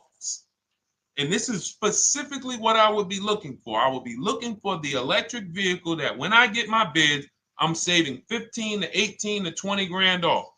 And if you guys don't think that's possible, you haven't been here for long. You know, this is Milligan. She bought her Mercedes EQE last year. She literally, MSRP of her car was $79,245. She got almost $30,000 off the vehicle. Almost $30,000 off the vehicle. $51,359 is her price. $79,000 vehicle. She got it after rebates, after discounts, after everything. $51,359. So you take a vehicle that you can get a huge amount of money off, then you bring your negative equity over. So now that payment goes from $320. Yes, it might go up to $575 or $600 even. But I know I'm in a nice car now. I'm in a brand new car, and after 3 years, I'm done with that negative equity. So that's what I would be doing. And if God forbid the car gets totaled while you're driving, you're out of the negative equity in a lease. So if I rolled that negative equity, 15 grand over to this car, now I'm driving it, boom, all right, I got this electric car. I'm out of the negative equity. I got a good value. I'm in a $40,000 car. My payment is affordable. Now I'm driving. Oh, shoot, car gets totaled. I'm out. I can go get me another car now. I can go and get the same exact car, but I can get it for $320 now. So, you know, that actually is the reason why people commit insurance fraud and total their cars or get them stolen intentionally. But no, that's just something to keep in mind. Something to keep in mind. Because most of you, when you start leasing, you're going to see that was my reason for negative equity. That was my reason I kept having negative equity, is because I wasn't leasing. And that was the reason I was paying more money for cars than I should have, because I wasn't leasing. And again, the key is getting below market leases. You walk into a dealership and say, work me up a lease, you're not going to have these payments that, you know, we're talking about here. It has to be below market leases. That comes through multiple offers. Only way. All right, let's keep it going. A lot more questions. No gap then. Is that your first time leasing? Well, no, we'll get to that. I see it's a little conversation happening on TikTok over here. By the way, everyone, this is our Monday, May 5th live. We're live Monday through Thursday. Tell your friends, please. I would love for those of you who are going to keep joining us to see some friends tomorrow, family members tomorrow, co-workers. When you are at work, when you're talking to people, if they say they're car shopping, I would love for you to invite them to our live shows Monday through Thursday at 12. And if they couldn't make the show, we will rebroadcast each episode for the rest of the day. So after today, after we end the show, if you guys want to refresh on some things or you want to whatever, you want to send people, we will rebroadcast this episode for the rest of the day. And then on the weekends, we put together a weekly compilation. We broadcast them all just for the people who couldn't make the live shows. But every Monday through Thursday, we are here. And yes, happy Cinco de Mayo to you too, Nikki, and to everyone who celebrates. All right, what do you think about waiting till December month, mid-month to buy a vehicle? I do not. Dealers need cars to sell before that. It's a myth. All right, we're going to dispel a myth, okay? When have we been taught that the best time to buy a car is? Thank you to everyone running up the likes on TikTok. We're at 3,400 likes. Every time you hear something you like, you double tap the screen. That makes a big difference. It sends a message to TikTok that we're doing something good over here. Okay, end of the month. Yes, sweet now. End of the month. So we're gonna peel, like I told you guys when we started the broadcast, right? We are gonna, yes, Mom, last day of the month, right? So this is what we have been taught. Last day of the month, come on in. That's where your deals are, right? Let's look at this logically. As a former car salesperson, the times where where I saw the dealer or myself being the most desperate was the times where we did not have a lot of customers. Sometimes you look up, it's the 10th of the month. They call us into a sales meeting. They say, hey, guys, we got to sell 200 new cars this month. We are only at 40. We are way behind. We are tracking way behind. Call anyone you know who's a real customer. We are entertaining every reasonable offer. Now, you've been taught there's a group of people that we know are coming at the end of the month. There's a group of people that we know that last weekend they're going to rush. But there's no desperation there from us because we know they're coming. So we look and say, I'm much more desperate at various times throughout the month than I will be at the end of the month. Because think about it. Every time you go into the dealership at the end of the month, is it dead or busy? You go into the dealership most of the time at the end of the month, is it dead or busy?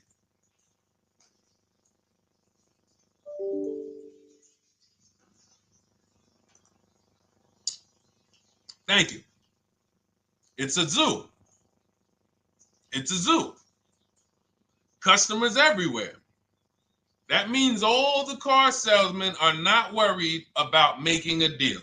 In fact, they're looking at you and saying, hey, Molly, thank you. Listen, I know the payment's $780 a month. I know you said you wanted to be at $499, but we've been going back and forth. Can you work your way up, get closer to the $780? Because they know now we can take a shot. Because we have some other customers behind you, Molly. Did you see the people walking out? These people just walked out. They're mad. We don't have enough salesmen here. We got people waiting 40 minutes to speak with somebody. Do you think you're getting the best deal when that's the energy? Yes or no? Let's just be honest here. See, you might forget some of the lessons that we teach if you don't have our books and if you're not in our video checklist and coaching. You might forget some of the lessons, but hopefully you won't forget the stories. So you walk in the dealership at the end of the month, the place is a zoo. It's people everywhere. They're ringing bells. They got the big clown, donuts around. Hey, you want a donut? Do we think there's desperation? Thank you, Sheila. Thank you, Molly. There's no desperation here. And they don't magically wait till the end of every month to hit their numbers. Some dealers hit their numbers at the 25th of the month. Numbers are hit. We still got people coming in end of the month. So What we want to do to answer the question is we want to be positioned. What I like you to do, for those of you who are in an emergency situation, you need a car in a week, in 2 weeks, that's fine. Everything we teach can guide you. We've had people who got their cars in 3 days. Like that's not something that is let's see. This is my second go around, much easier, more relaxing experience. Calculator definitely helps. Turned in my CRV, got a 2022 Marcus. Some dealers wouldn't do. Somebody, I wanted to read you somebody who got their car in like 3 days, 5 days. That's normal. Again, like I said, we're not taking you to car college here. Like you know, our step-by-step programs can get you to your cars in less than a week. 90 minutes. But you don't want all your car shopping to be emergencies, because here's where you want to be. You want to be able to say no for up to 3 months. Reason is there's a group of people that walk into the dealerships. They're there right now. They're desperate. They're giving off desperate energy. They can't say no. They back themselves into a corner for whatever reason. If their leases are up, maybe they don't know you can get an extension. If your lease is up this month, you can call, you can get yourself an extension for 1 month. Some leases will be extended up to 3 months, up to 6 months. Those of you who have cars and you're like, Deshone, I'm shopping for a new car, but I don't need it. I just, my car still got some life to it, but, I want to look for something new. This is a position of power to be in. This is where you want to be. You want to be able to say to yourself, all right, let me look at the offers this month in May. All right, I'm going to follow up next month because the offers change. The used car market changes. The lease prices change. The dealer desperation, it changes. I'm not letting tariffs push me into doing something and making a bad deal. I'm not doing it. I'm not worried about tariffs coming because there's going to be deals no matter what. If the prices of the new cars go up, what happens to the prices of our used cars that we're going to be selling? See, that's how we really won during COVID. Some people who've been with me since 2021, that's how we were winning. My man John Shaw, he was one of the first people. David Isaacs came in, got his BMW. Yes, the lease prices were slightly higher back then. We were still getting under 1.5. We were still getting 1.4. John got a 1.2 on a Jeep Wrangler, but we were selling our old cars for 8, 10, 12 grand more than they would be worth today. So even if the new car market goes up, we know how to maximize the prices of the cars we're getting rid of, and we're going to offset it.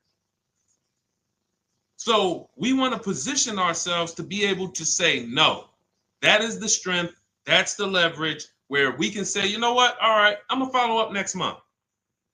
Now we're telling the dealers right up front, hey, call me. I'm good between now and June 18th. I'm good between now and July 20th. So now what those dealers say is, okay, this is a serious customer.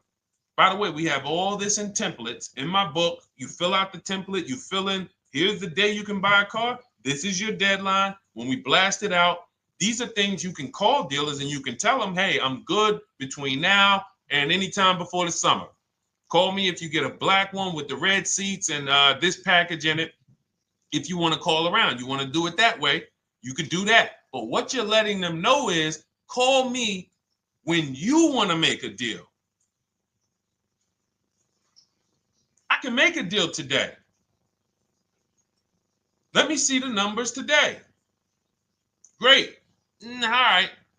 If sometimes you'll see that a car is a little bit out of the range we want it to be in, you might say, man, I'm looking for it to be around, 505. This thing's coming in about 550.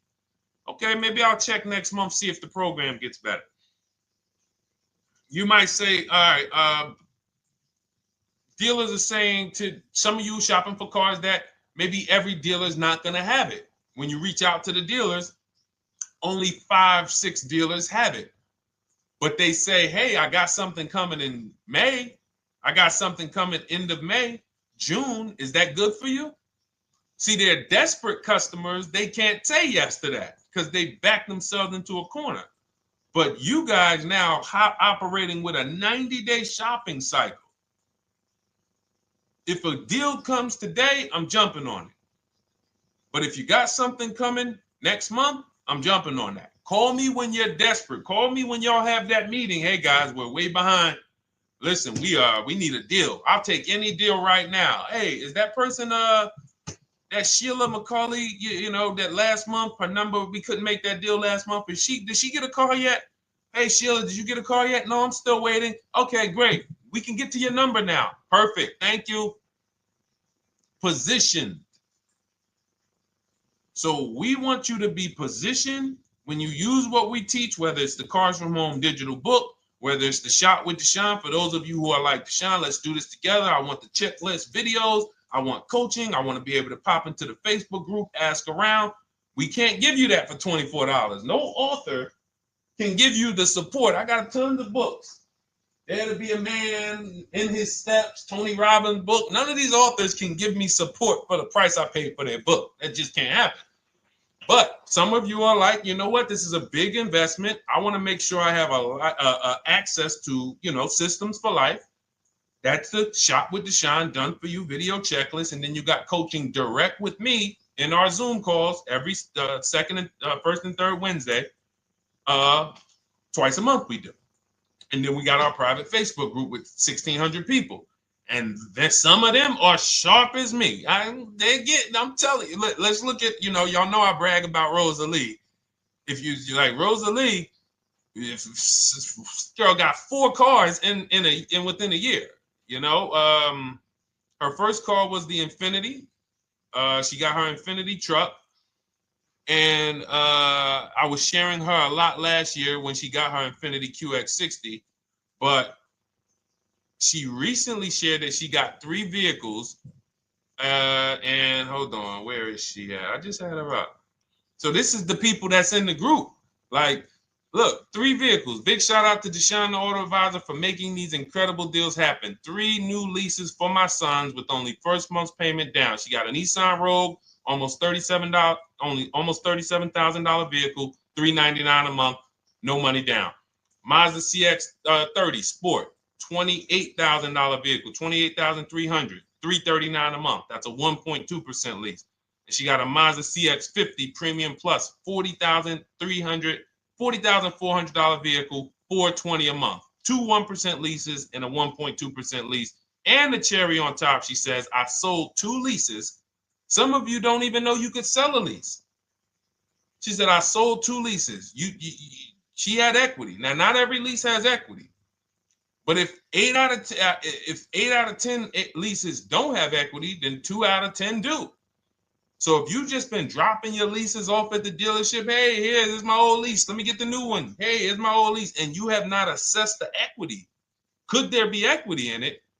Imagine how much money you've left on the table. Imagine how much, wow, I didn't even know you could sell leases. She sold 2 leases, 2 2021 Elantras, walked away with $6,737 in equity. Deshone, I could not have done this without you. Your program is a game changer. So this is what we want. We want empowered car shoppers. We want people who are not intimidated. I don't care what this market does, whether I need a new car, used car, whether I got bad credit, whether I'm a high mileage driver, it does not matter. We have strategies to make sure you are going to win in this market or any market. Does not matter. Okay? So, for those of you who don't know, the whole show was sponsored by my new digital book. It's called Cars from Home, 7 Steps to Saving Time, Money, and Avoiding Dealerships. It's 5-star rated. Thank you to everyone who's rated it, reviewed it.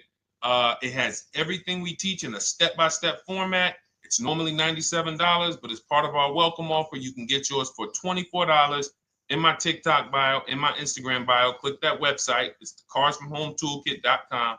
Or we have a link for you guys in the YouTube comments, in the Facebook comments, and you just click the $24 welcome offer, good for 30 minutes. And for those of you who have different learning styles, or if you just want some free advice, we have some links in there for you as well. Whether you are do-it-yourself type, whether you are do-it-with-me type Deshone, or whether Deshone, I think I qualify for that done-for-you shopping, where I can relax at home and you guys go do that work.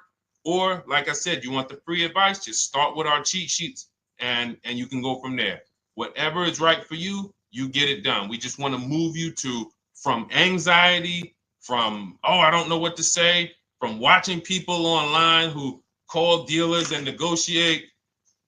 Hey, take off $5,000 so I can have a viral video. And now you're talking to an 80% dealer.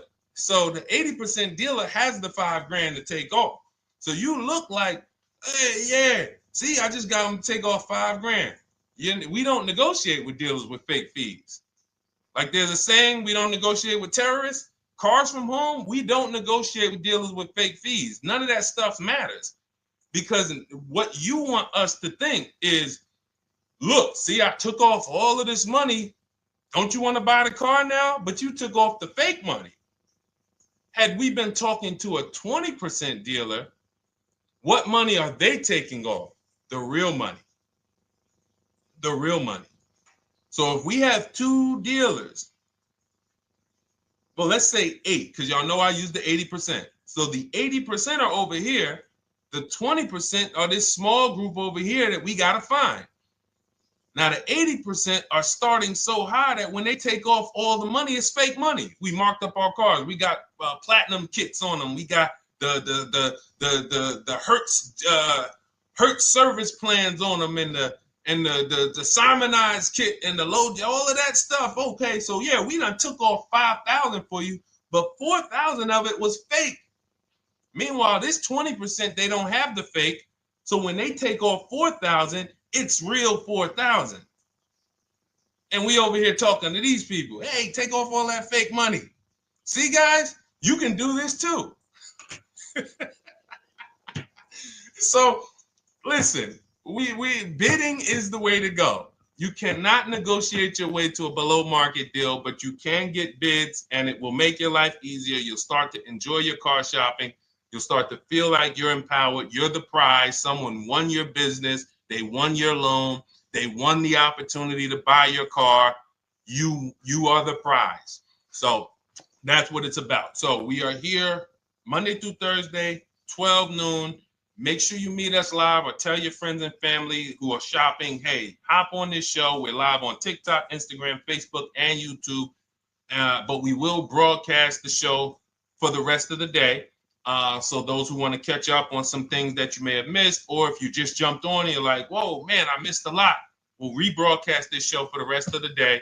But tomorrow we'll be back, which will be Tuesday, May 6th, 12 noon. Meet us here live. Thank you so much. Welcome to the new followers. Thank you to everyone who gave me gifts. Thank you to everyone who bought a book. Thank you for those of you who are in Shop with Deshone. I look forward to your success stories. Always a pleasure.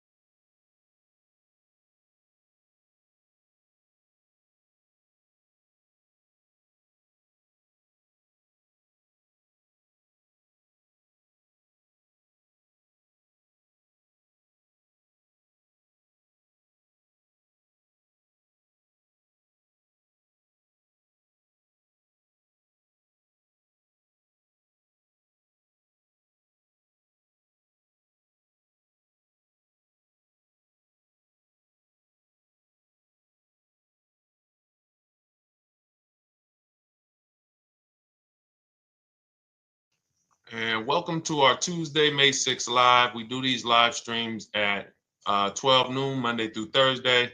I am your host, Deshone the Auto Advisor. And for those of you who've never met me, I have devoted the last 4 years to teaching people how to get the best deals on cars and to learn all the mistakes that the industry, the car industry, would love for you to continue making, because they make a lot of money when you make mistakes. And so what we do here is we really just do questions and answers. I will teach on various topics that I feel are widely misunderstood, like the subject of leasing. And some of you who are new here, if you've never been here before, could you type a 1 in the chat if this is your first time on a stream? We do these streams about 60 to 90 minutes. And if you're going to get the most out of them, we just ask that you lock in, that you focus, because we will be talking about $1,000 mistakes. Nothing here that we'll be talking about over the next 60 to 90 minutes is hundreds of dollars. You know, I'm not looking to, have you spend some time with me on a Tuesday to talk about how to save hundreds of dollars. No offense, I'm sure that's important to some people, but we are here to talk about things that are affecting your bank account by the thousands every year. And so if you got some time, I would love for you to hit the like button, like wherever you are, and let's just tap in. You can start to type your questions. This whole stream is sponsored by my new digital book. It's called Cars from Home, 7 Steps to Saving Time, Money, and Avoiding Dealerships. It's a digital book. It's 5-star rated. Thank you to everyone who's rated the book and reviewed it. And it's normally $97, but for the next 30 minutes while you're watching, you can grab your copy for 75% off. That's our welcome offer. We always like to reward people for taking action. So you can get your copy for $24 instead of $97. And you can just head to my TikTok bio. You won't leave the show, my Instagram bio, the Facebook comments, or the YouTube comments, and use that link to get your welcome offer, and you'll have everything we teach. So as we go through this for the next 60 to 90 minutes, if you're like, whoa, Deshone, this is a lot. Wow, this is a lot. You can grab the book and make sure you have everything that I teach and everything in a step-by-step format. Okay? So I have my man Dolan moderating. Good afternoon. Thank you, Johnny Miller. Good to see you, Lil G. Again, guys, we are live. This is our Tuesday, May 6th live. We're live every Monday through Thursday at 12 noon. But we do rebroadcast these throughout the day. For those who cannot make them, you can watch the rebroadcast, or if you got to go back to work, we'll be rebroadcasting it for the rest of the day until our show tomorrow. All right, so let's start with the questions. You can feel free to get into it. Okay, do you have to get the extended warranty? This is a great question. This is car specific. A Honda, Acura, Toyota, in most cases, have always had low cost of maintenance and their parts are inexpensive.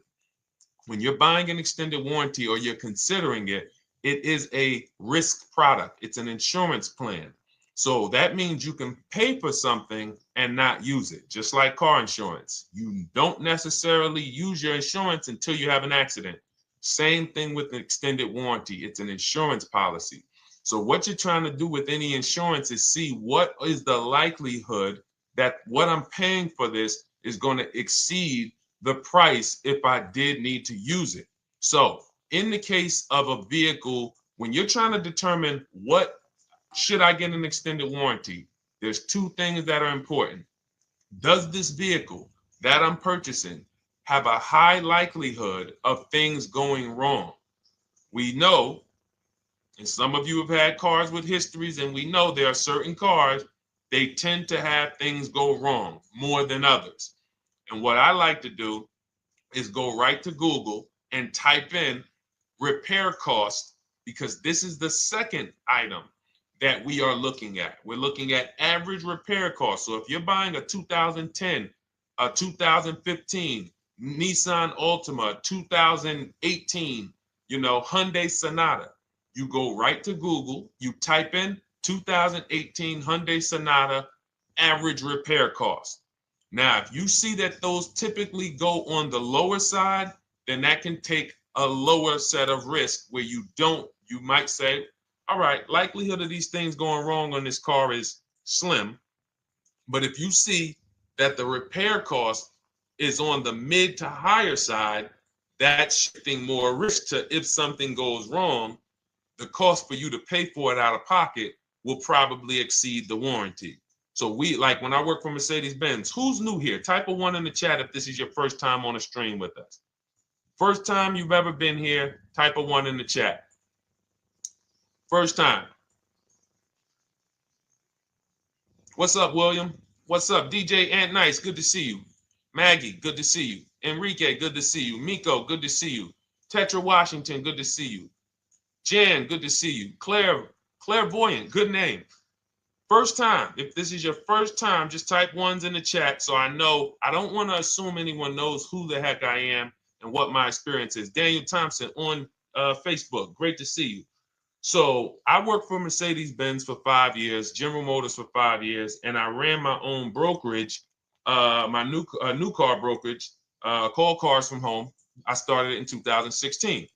Now, when I worked for Mercedes, when people were purchasing a Mercedes, what I would tell them is buy as much warranty as you can afford. Buy as much warranty as you can afford, because I knew that when something breaks on a Mercedes, nothing's under $1,000, and typically it's $2,000-$3,000. So a $4,000 warranty on a Mercedes-Benz is usually worth every dime. But at the same time, we have cars that, again, less likely for things to go wrong. And then when things go wrong, if they go wrong, they can typically be repaired inexpensively. Good to see you, Arms Reach. Welcome on Instagram. Shout out to the people checking in live. Great to see you all. So that's how you're measuring extended warranties. You don't want to get an extended warranty on a vehicle that has a low cost of repair and a low likelihood of things going wrong. You can then take your money, put a little bit to the side, have a little emergency fund, that same $35 that you would have put into the warranty, or $2,500. You put that to the side over the course of a year, 2 years, put $100 a month to the side, and then have that be your cushion just in case things go wrong. It's better for you to have that money in your bank account, and if things go wrong, you take it to your mechanic. You must have a local mechanic. You guys know I swear by local mechanics on cars that don't have warranties. Even if you have a Mercedes-Benz, a BMW, an Audi, something that is typically harder to work on and takes more of a specialized engineer, there are still plenty of places that have those. I mean, there's shops where they used to be Mercedes-Benz techs. Now they have their own shops. This is who you want, because their cost, their labor is going to be probably 1/3 of what a dealership is going to be. So these are the resources that, again, keep more money in our pocket while getting us the same level of service and experience. Okay, great question. Welcome, Uncle Nene. Good to see you. Uncle Nene. All right, listen. Nicole, good to see you. All right, Dolan, you can pull up the next question. Feel free to start typing your questions. And as we get more questions in, we'll try to get to all of them. You guys know we're not always able to, but we do try to get to all of them. How do I shop around for the best lease deal without affecting my credit? Well, first of all, you're talking to someone who's, just so you know, I've taught thousands of people to lease. I've gotten 7 leases. Now, when we look at what we are doing with a lease, first, we have to consider how we want the information presented to us. We are not letting dealers tell us how they're going to quote us. We are telling the dealers how to quote us. So we are going to have all our quotes. Thank you to everybody hitting the like button. I see you. I appreciate you. And shout out to the sharers. As I see people who share, I always like to give the shout outs to the people who share this broadcast with their friends and their family. And thank you to everyone who's giving gifts on TikTok and Instagram. Appreciate you all.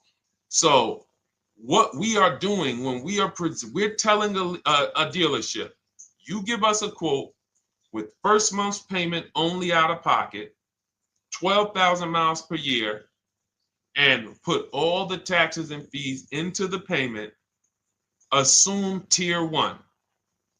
So we are presenting it now in my book and in my Shop with Deshone programs, my video checklist. I have all the templates. If you're going to do this yourself, you just need to remember how you're presenting this. You can call around to dealerships, because there's 2 ways to do this. Shopping from home. Cars from Home is about showing you guys, and I'm going to be showing you guys a ton of payments. And listen, I don't want you to feel bad, because some of you are going to see that you've left a lot of money on the table. Part of what I have to do here, and I've been doing it for 3-4 years now, is I have to tell you the bad news. For 3 years, I did a masterclass called Everything You're Doing Wrong Buying, Selling, and Leasing Cars. We put probably over 15,000 people through that masterclass. But those were people who were willing to hear the bad news.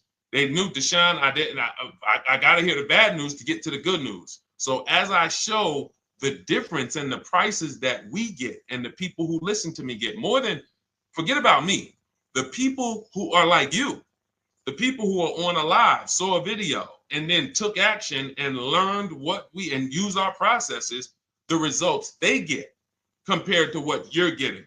You're going to see, wow, they're saving $3, $5, $7, $10,000 more than me every single car. And so the Cars from Home system is about bidding. It's about turning your car purchase into a bid. You're no longer begging. You're no longer going into a dealership and begging one dealer to sell you a car, and then you go to another dealer and beg them, sell me this car, please take my money, please take my money. Meanwhile, you're not seeing the entire market and the people who would compete to get your business and gladly give you the service that you deserve by giving them a $30 to $50 to $100,000 transaction, which is what your car purchase is. So now so the big thing to understand right off the top is, now I need to learn this bidding. I need to learn to get multiple offers. So you can do this by phone. You want to do this by phone, you can call around, but you must give them that information in order for you to compare the deals the right way. Lynette, good to see you. Christina, good to see you. Melvin, good to see you checking in. Rudolph, I see you. Once you actually give them that information, 12,000 miles per year, first month's payment only, due at signing, taxes and fees in the payment, assume tier one. I want the tier one offer. Even if you think not qualify. Now, if you got a credit score above 670, all your FICO scores, most of you will qualify for most tier one leases. So you want to see, what does this look like as I get my offers? Once you get your offers in this format, you can use the 1% rule as the gauge. The 1% rule is been around for more than 20 years.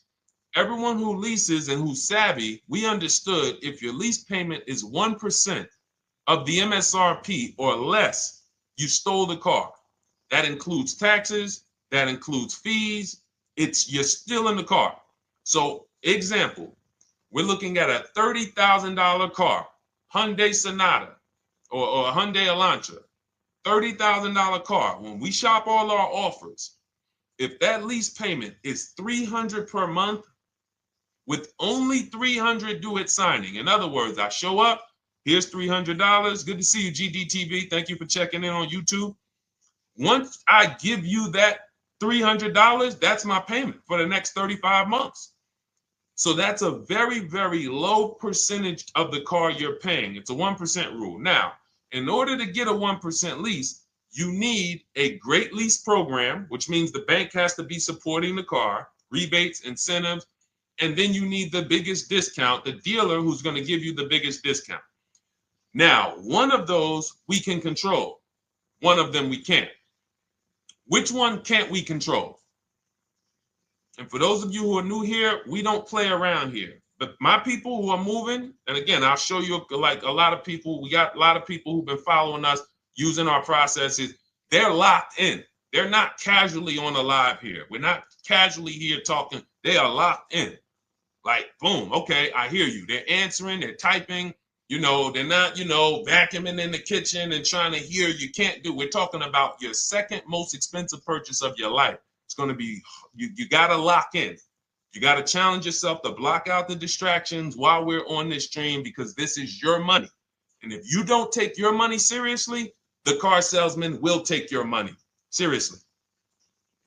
Oh, I like that. Oh, praise the Lord. God is good. You don't take your money seriously, the car salesman will take your money seriously. Man. So, all right, now somebody remind me the question I asked. I got so happy about that little catchphrase that I forgot who we were. So I know we were discussing. Okay, we're talking about the 1% rule. So now one of the things we can't control is the bank. We don't know what the lease payment, what the lease program is on a car. So when we shop cars, We are going to now look at multiple offers, and here's what you're going to see. Now I'm going to show you an example of how we know or how we expose where the dealers are concerning pricing.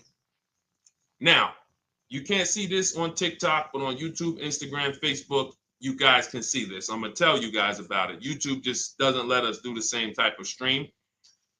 But this is a particular Infiniti that we shop for. We have offers ranging, this is a $61,000 vehicle. We have offers ranging from $680 per month, which is a 1.1% lease. So a $61,000 car, $680 per month, that's 1.1%. We divide the monthly payment into the MSRP. Now, we can see here that there are some offers already from dealers that are almost $900, $889 per month. $889 per month, $873 per month. So now when we look and we say, whoa, how can we have two, like we have all these dealers have the exact same car, yet one of them is $200 per month higher than another dealer. Exactly. We call them the 80%. The 80%, even after back and forth, even after, hey, we'll take off some money. All right, we'll drop the payment $50 a month. Their offer is still so high. It's a horrible deal. Now, why would they offer this? And this is consistent. So I don't want y'all thinking, well, the dealers that I walk into, they're different, Deshone. They take off more money. It does not matter what you think.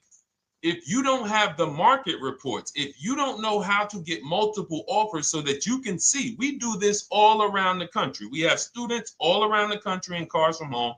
We have people we shop for. We have over 13,000 books sold now. Like, we have lots of data to prove this. 80% of dealers are going to be overpriced. This is another particular deal on a Toyota, a market report. And you guys can see that the out-the-door prices here, list price, $32,000. Out-the-door price with taxes and fees, $38,000. That means that dealer is charging all types of fees on top of their price. The $39,000 MSRP. Look at line number 3. $39,000. Out-the-door price is $41,000. We can see $39,000 out-the-door includes taxes, includes all the fees. So we can see that these out-the-door prices in the left, in the right column, are way higher than the MSRP, $35,798. Out the door price is $39,700. But look at the green. Look at the green. This is what we call, we found the dealer at this time who wanted to win the bid. They wanted to win the bid. They needed the car sold. This is a rotation. We don't say to them, wow, they won the bid one time, so they must win the bid all the time. No dealer can win the bid all the time, or they'll be out of business. But in this particular case, at this particular time, for this particular client, this dealer said, we're going to sell this car for that's $35,500, and out the door with taxes and all the fees, $34,994. That is a over $4,000 discount off this vehicle. When all the other dealers are, not only are they not giving you a discount, they're charging over list. And they might come and say, all right, we'll take off $500. We'll take off $1,000. We'll take off $1,500. They might start so high with you guys that you think, wow, they started up here and I talked them down. They took off $3,000 from me, but they already were $3,000 in fake fees, protection plans, and all of this padding, dealer adjustments, which is fake fees. So whenever they say, because the dealer gets a minimum of a 6% profit margin, from list to invoice, we have profit. From invoice to holdback to triple net, we have money. That's all the profit margin. On top of that, when we add a dealer adjustment, what we're saying is we're going to sell this car to someone who does not have the skills to find our competition. And they're going to come in, and if we got to take off $2,000 to make them think they won, this is what we're going to do. But what we do here, what people like Brian is going to do, look, just finalize my first ever lease using your system, 2025 Honda HRV, $30,000 vehicle, $395 a month payment. no money down. His initial quote was $434. He ended up using our calculator, which we have in our book and in our program. If we put all our offers into that calculator, it tells us what to counter. He gets that offer for $395. That's his deal. We look at somebody like Wendell. Look, thank you.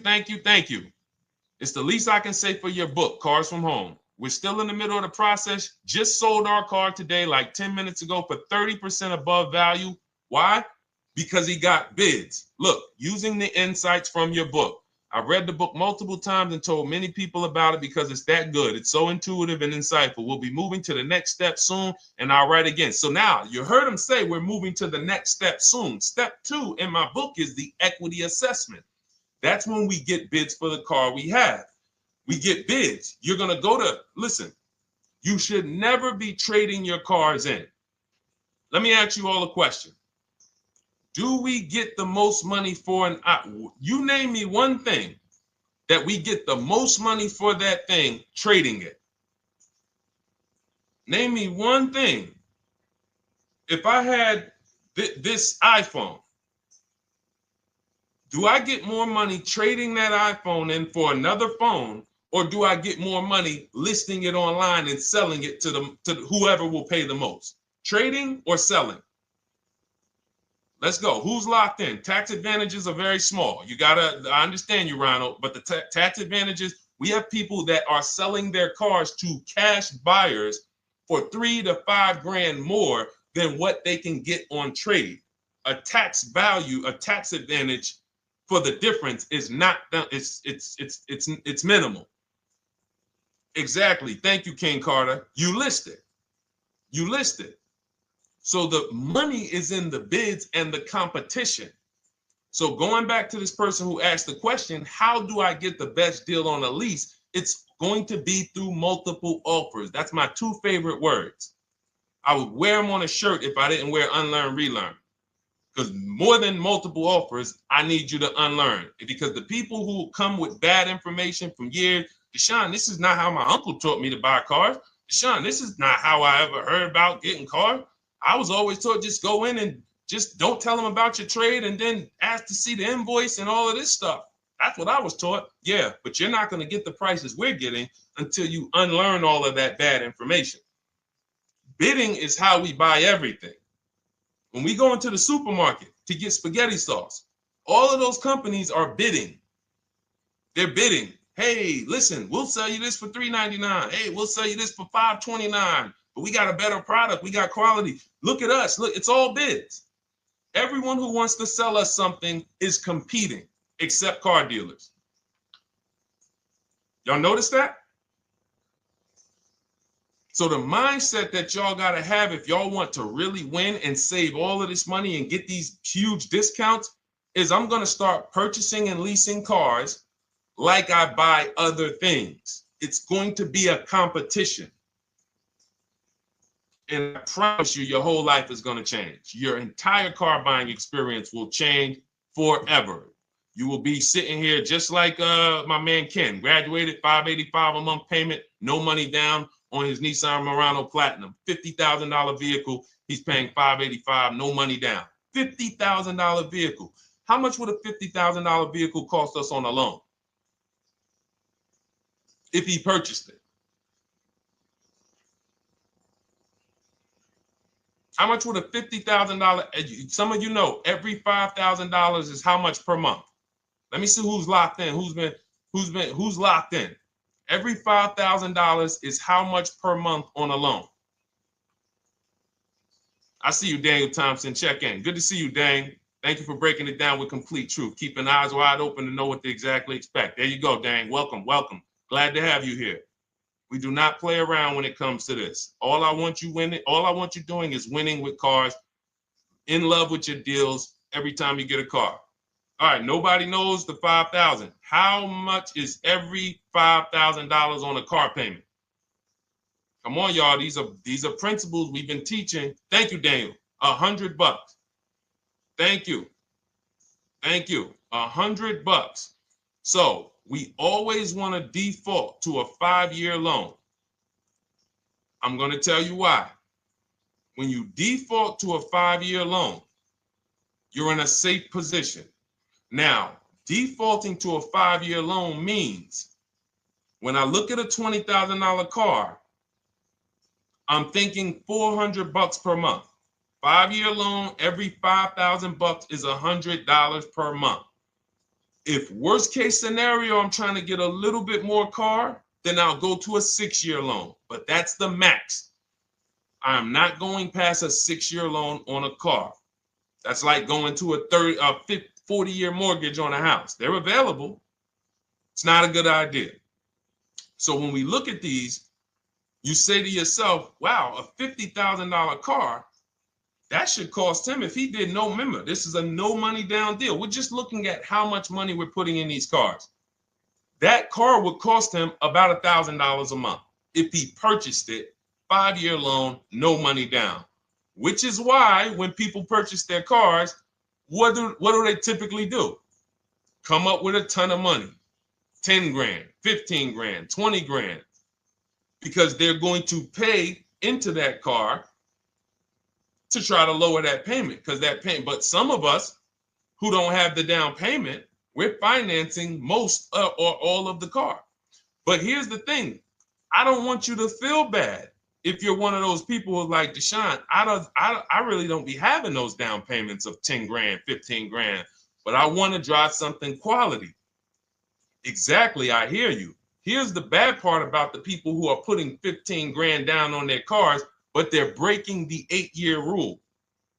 This is what we call in Cars from Home and everything I teach, the most important question is how many years are you going to keep this next car? If it's not 8, then we don't purchase those cars, because here's what happens with people who go into their bank account, slap $15,000 down in a car, and don't keep the cars 8 years. And if anybody's willing to be honest, they will confirm this right here on the stream. When they go to replace that car in 3 years or 4 years, they literally have a little bit of equity. Maybe they're just breaking even. They're not getting that 15 grand back. It's gone. It's gone. Anyone who puts 10 grand down on a car and then comes back in 3 years, 4 years, all right, I had the car 4 years, 5, listen, I'm going to switch this thing up. They still have a payment. They are barely breaking even. Meanwhile, their payment was 400 or 500, almost double what it would have been if they leased a car, got a below market lease, and they drove a car, no warranty after 3 years. They're driving an inferior product. So if it sounds like I'm here to destroy people from purchasing who are not keeping their cars long term, that is the goal. Because as long as you are buying cars that you're not keeping 8 years and you buy them, you turn around and you replace them, you are going to continue to spend way more money than people getting below market leases like Ken and like a lot of other people I'm going to show you on the stream. Lots of other people. Look, dealer American Senior Benefits Plan. He's enrolled with us under his company name. Dealer MSRP on this car was $36,300. 2025 Kia Sport X line. MSR boom boom 561. Monthly payment is $400. Use the system back and forth. Got $400 a month on a 2025 $36,000 car. Once we put our taxes and fees in that would be a $700+ payment. $700 payment. He's paying $400. And y'all wonder why people are losing cars. $300 more per month to drive the same car? It's ridiculous. Imagine somebody like you, when you learn, now you're pulling up. I'm going to tell y'all one more story, and then we'll go into some more questions, because you might not remember what I'm saying. So those of you who have the book, you got this for the rest of your life. But you will remember, hopefully, a story. I'll tell you about my neighbor. So my neighbor finds out that I'm into this car business and that I educate. And he said, hey, Deshone, I was watching some of your videos and I come across this 8-year rule that you teach. And his wife had actually had a Kia Telluride. Popular vehicles, probably been one of the most popular SUVs, that the Palisade, since 2007, 2019. Super popular vehicles. People were charging $5,000 over sticker for them during the pandemic. People were paying it. We were getting them at discounts. Now, his wife totals the truck. She has an accident, totals the truck. She's fine. Truck is totaled. He was financing it. He said, Deshone, I see this 8-year rule thing, man, and I don't keep my cars 8 years. I said, okay. He said, so I'm thinking I should, like, you're saying I should be shopping for a lease on my next one. I said, exactly. I said, make sure you get multiple offers, because if you just walk in and say, hey, work me up a lease, they'll give you the same payment you had on the purchase. And then they'll tell you something ridiculous that they want you to believe, like, hey, the lease is the same price as the purchase, so you might as well just purchase it. And people believe this stuff. Now, I said, you get multiple offers, stay at home. He calls me, he says, Deshone, I got the new version of the Telluride, new. I'm paying $479 a month. He's $497, and then he said, I think he put down like $1,000, bring it down to $479. $497. He was just paying $800. Do you think anyone can tell him anything about leasing? He's pulling up in the same exact truck. In fact, the newer version. He knows he wasn't going to keep the car long term anyway. He's not going to pay it off and then keep the car and have a paid off Kia Telluride for 10 years. That's not what he does. He keeps them 3 years, 5 years, 7 years, and then he replaces them. So why is he paying $800 a month for years, no warranty, when he could be driving brand new ones for $497 a month, problem free? But as I said, some people are determined to pay more. But the people who, once you get this leasing thing, if you're not keeping your cars, it will change your life. Now, again, I got a car I'm purchasing, we're keeping it. Anything you are buying, keeping 8 years, forget about leasing. It shouldn't be a thing. Who keeps their cars more than 8 years? Let us know. You're an 8+ year person, let us know. In fact, I don't even want to ask, who has a car right now that they've had more than 8 years? And then we'll answer. I want to get Kathy's question too. And then let's get some purchase questions. Let's get some used car questions. Let's get some bank financing questions. We do it all here. But one of the most misunderstood subjects is this leasing thing, and it is costing you guys thousands of dollars every year. And you're driving old cars with no warranties, paying high payments on them because somebody told you you should be purchasing cars. I'm here to tell you they owe you money. They owe you money. All right? So who has a car right now that they've had more than 8 years? Let us know. How many years have you had it? And by the way, for those of you who just joined, this is our Tuesday, May 6th live. We are live every Monday through Thursday at 12 noon Eastern time. So for those of you who are here catching us live, that's when we're live. We will rebroadcast this and replay this show throughout the rest of the day for those who could not catch it, or if you had to jump off, go back to work. You're like, oh, I got to go back to work. You can catch it on the replay throughout the day. But we are live Monday through Thursday at 12 noon. So welcome to the people who are here. EJ, driving a lot of miles does not matter. Let me break this down for you. So right now, let's go to somebody who else has a lease.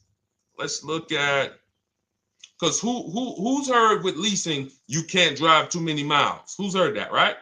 Type me if you've heard that. Let's go. Type me if you heard that. Come on, where's the locked in people at? I see Kathy, I see EJ, I see DJ Ant Nice, I see XP. All right, I see Mr. Slim. Welcome to the community. I see Rhonda. All right, where are the locked in people? Instagram, where we at? Locked in. All right, dang, I see you. Jamel. All right, perfect. So Sherry, I see you. Sherry Baker on TikTok. So you've heard, oh, you can't drive a lot of miles with a lease. Let's be clear here. You choose the mileage on your lease. It's not selected for you. In fact, the only time it is selected for you is if you don't realize you choose it. That's the only time they're going to choose your mileage for you. If you go in and you do something like, hey, work me up a lease deal, they're probably going to work you up a 10,000 mile a year lease deal. And they're probably going to say, hey, you need $3,000 down, and this is going to be your payment. And next thing you know, it's a high lease, and it's just terrible. Happens all the time. We tell people how to quote us. First payment due at signing, taxes and fees in the payment. So now let's look at a lease and let me show you what it would look like. So this is Val Boss Lady. She's in our Shop with Deshone program. Everything that you guys know that we're talking about here, if you're like, hey, I really, really want to go deeper, I want the step-by-step, the blueprint, that's my digital book, Cars from Home, 7 Steps to Saving Time, Money, and Avoiding Dealerships. Normally $97. You get a welcome offer. It's 30 minutes because I want to see you win, and you get 75% off for 30 minutes. If you go to my TikTok bio, Instagram bio, YouTube comments, Facebook comments, click those links, and then click that one that says $24 welcome offer. 30 minutes only. Reward for taking action. You have everything we teach, the low market leases, the low market purchases, used cars, bank bidding war, making banks and credit unions bid, all of that, $24. You can, somebody emailed me yesterday, said, I'm $15,000 up with what I've learned from you already. And so if you can get it for $24, you can save tons of money for the rest of your life on a $24 investment. In this case, Val's in our, she's more of a wants to do it with me type. Videos, checklist, she doesn't want to read. That's our Shop with Deshone, do it with me program. I coach people. And so she gets a deal on this particular car. Same information, by the way. Not better information here than the book. It's just different learning styles. So she gets a $51,000 electric vehicle, 2025, beautiful vehicle. She's paying 1.16. So her payment on this car, on this $51,000 car, let's continue to make sure we understand the price of these cars. $51,000 car, her payment is $591. No money down. Now, some of you might say, wow, if I got $591, I probably put like $3,000 down, bring it down to $499. You could do that. That's how we can do. We can do that because she already got an incredible deal. Then we're just determining how we want to structure our payment. And thank you for everybody sending me gifts. I appreciate you. Thank you for all the badges. I don't take it for granted. And thank you for everyone who's hit the like button. Those of you who are double tapping the screen. Every time you hit something on TikTok, you like it, you double tap the screen, you keep running those likes up. We appreciate you. It does matter. It helps spread the word. So let's say Val wanted, she's a high mileage driver like EJ. Let's say, EJ, how many miles per year do you drive? 20,000, 25,000? Let us know. I'm gonna show you why. In my book, I have 2 strategies for high mileage drivers. I'll tell it to you guys right now. How many miles a year do you drive, EJ? 25,000, 20,000? Those are both high. Let us know. Or if anybody, else, because, anybody else who's a high mileage driver, let us know. How many miles? 26. All right. Thank you, EJ. So let's just round that to 25 for now. Let's just round that to 25. So let's say instead of her $591 payment for a $51,000 car, now you could shop for a $30,000 car and you can have a 1% payment. If it was, a similar deal, you'd be paying $300 a month. In her case, she has a $51,000 car. She probably wanted a nice SUV that looks beautiful, that some other people are paying $1,000 a month for. She's paying $591. But if she wanted to bump it up to 15,000 miles a year, she'd be paying another $30 more per month. She'd be paying $620. Now, if she wanted to bump it up to 20,000 miles per year, she'd be paying probably another $80-90 per month. So she'd probably be paying $700 to drive 20,000 miles per year. Now, let me tell you guys, because some of you guys who are like, yo, man, those payments are high. We're talking about $50,000 cars here.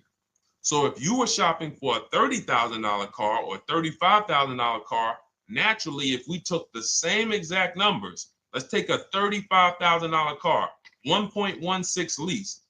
That's a 406 payment, probably $399. So now, in order to go, and let's say you're a high mileage driver, just like EJ, you want to add another 15,000 miles to your lease. You're probably going from 400 to 550 or 575. But you have all the mileage you need. And here's the beautiful thing about that. If I'm paying $175 more per month, but I get all the mileage I want, and when I drop this thing off, I get a new one, I don't have to worry about negative equity, and I put no money down. That is way better than what most people are doing out here, what everyone's doing. Because I'm gonna tell you what most high mileage drivers do who don't put money down. They will go in, buy a car, take a super long loan, 6 years, 7 years, just so they could afford the payment. Now, here's what happens. They drive the car, they put 25,000 miles a year on it. They come back in 3 years or 4 years, and they say, wow, I got 100,000 miles on this thing already. Let me go and swap out the car. What situation are they in at that point, guys? You put 100, you got a 6-year loan, average loan. You drove 25,000 miles per year. You put 100,000 miles on the car in 4 years. You come back, you still have 2 years of payments left. 15 grand negative equity. I used to see it all the time. Thank you, I am rich. Locked in on Instagram. I see you. Locked in. See it all the time. Every car salesman who has dealt with a normal 25,000 mile high mileage driver that does not keep their cars sees it all the time. They come in, yo, man, what you do for a living? Man, yeah, I do DoorDash, I do Uber. Oh man, I work in sales. You know, I'm on the road a lot. You know, I'm here. You know, all right, I want to replace this thing. I got like 110,000 on it. Okay, you still got a loan on it? Yeah. All right, we already know you got negative equity. Then we appraise the car. All right, the car's worth like 7,000. How much you owe? Man, you owe 19,000. All right, well, what can I do? Can you get me into something? Roll that loss all the way over. On top of that, you finance the car, so your payment is high. You finance the whole car, so you're paying a high payment compared to if you had leased, just literally shop for your leases, added your miles to the lease that you needed. You're paying $175 more per month. You got a brand new car. And I'm going to tell you, I did not make this up. I learned this from someone. A lot of what I'm teaching you, I learned from my clients when I was in the dealership. This guy, I worked at Hyundai for six weeks. Man, this dealership, the owners got indicted. I got out of there. Way before the owner got indicted. It just had straight up highway vibes, like the worst you could ever imagine. I was in there for 6 weeks. I was a manager. I enjoyed being a manager. We did a lot of deals in my department in 6 weeks. But I said, I am out of this place. Anyway, but I learned something very valuable there. We had a client a customer was returning his lease on his Hyundai Sonata. Guy comes and I'm grounding the lease. I'm doing the paperwork for him. He has 72,000 miles on the car. 72,000 miles. I said, how the heck? I said, you lease this? He said, yeah, I always lease. That's all I do. He said, I used to buy my cars every single time I came.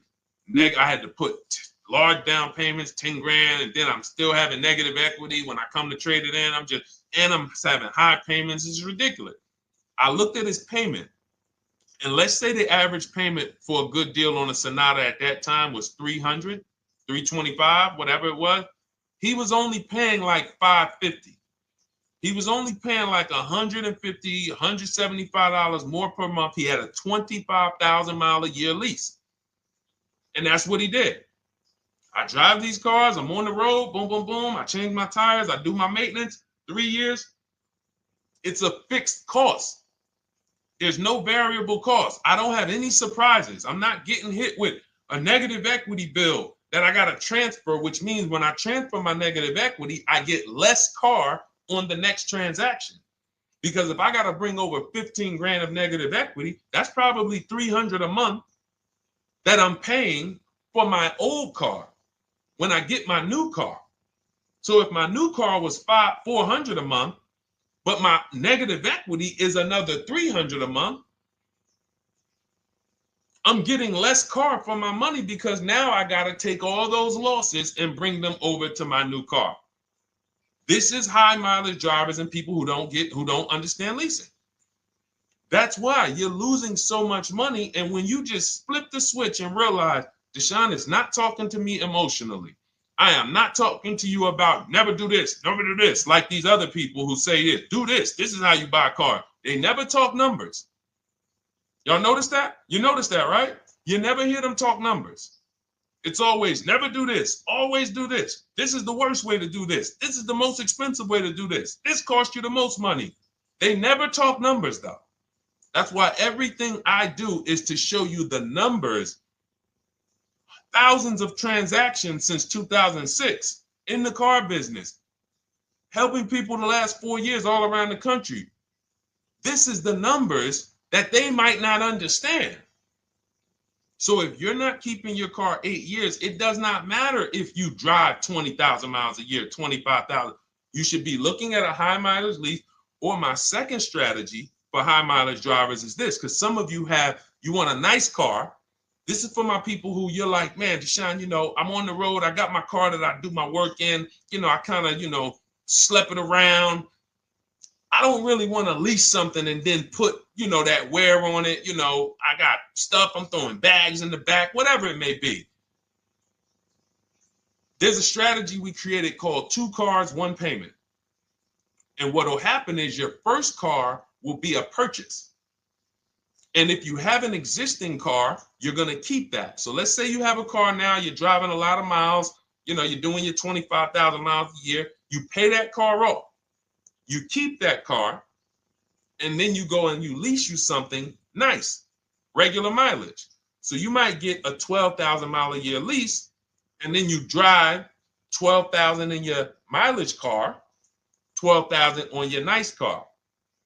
Because some people are like, I want a car that I could, when I need to go somewhere nice, this is what I want to drive. When I'm with my family, this is what I want to drive. But when I go to work 5 days a week, I'm going to drive my mileage car, 3 or 4 of those days. And then I'll take the lease maybe 1 of those days, and I'm splitting the mileage.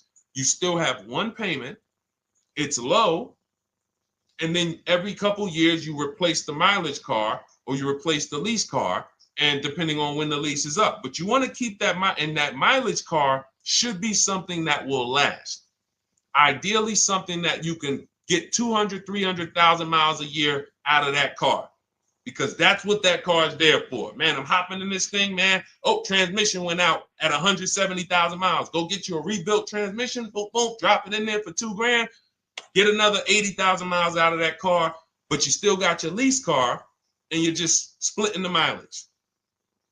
Both of those are short-term strategies for high mileage drivers. That is not for long-term people. If you're a long-term person, I keep my cars 8+ years. Forget about leasing. You should just be finding the best deal, below market purchase, keep the car, something you can keep for 8+ years. You can put 30,000 miles a year on a car 8 years in a row. If you get the right car, and in 8 years, you got 240,000 miles, and then you replace it. Forget about leasing. This is only for you guys not keeping your cars 8 years. You're getting killed on depreciation. You're paying tons of money. This is you. You are the people who should be leasing.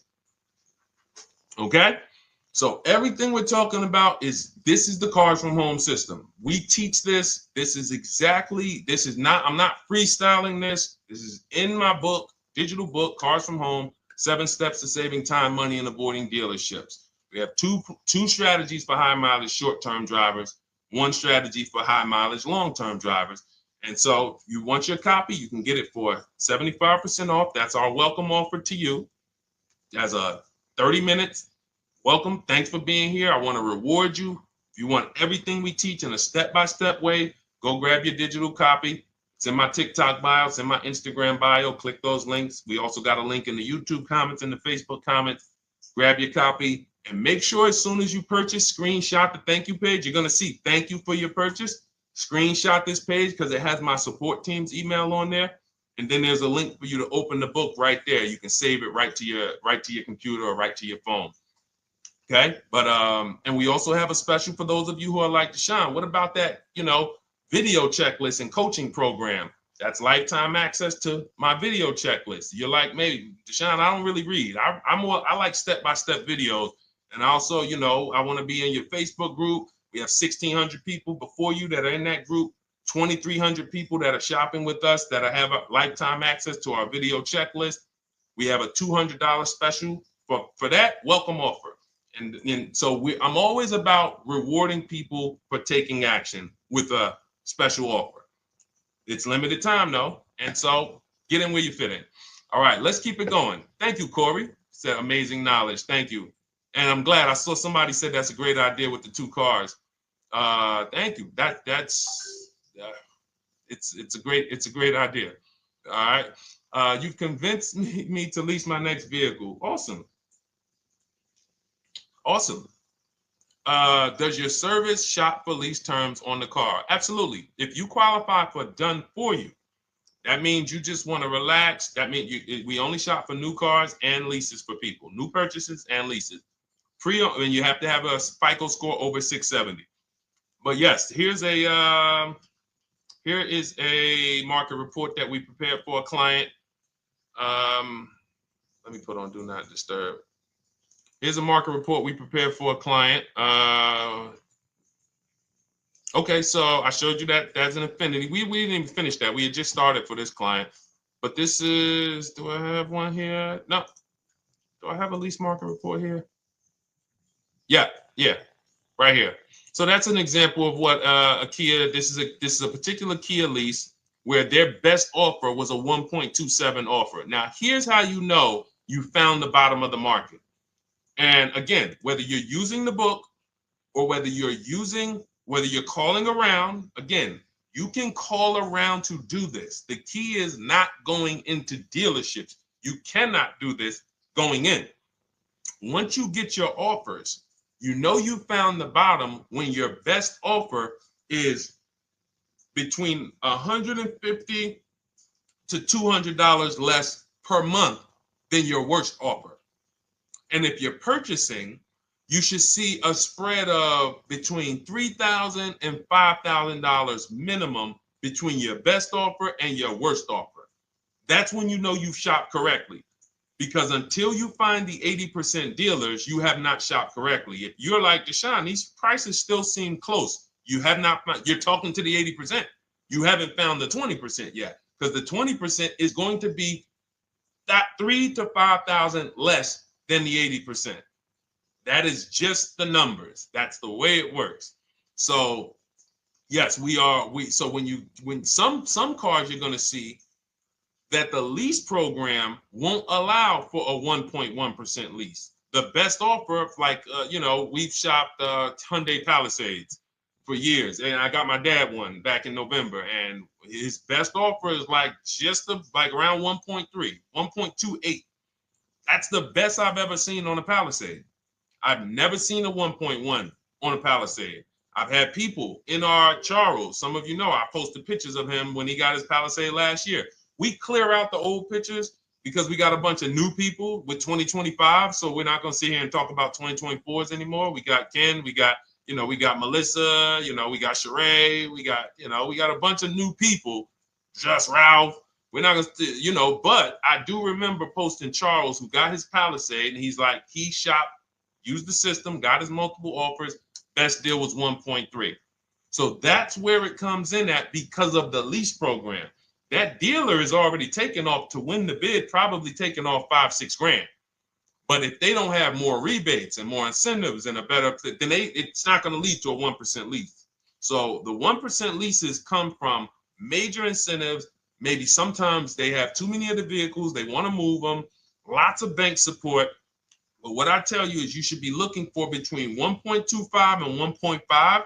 That's how you should budget for a lease, between 1.25 and 1.5. That's a great deal.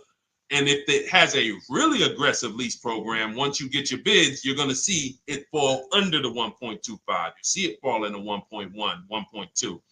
but we don't know what the lease program will be until after we shop for that vehicle. Okay? So yes, absolutely. It's an empowering way to shop. It's also fun because you can see, man, I'm not begging anymore. Like these people are like, please do business with me. Please do business with me. You know, and then you start to feel bad for everybody who's still in those dealerships doing it the old way because you know they're talking to the 80%. There's no way they can win. They don't even know there is an 80% to realize that's who they're talking to. So when the dealer says, all right, I'll take off $4,000, they're like, ow, I won. Man, the dealer took off $4,000. But if they saw the whole market, they would understand that that dealer actually is overpriced by $7,000, $10,000. So taking off the $4,000 means nothing.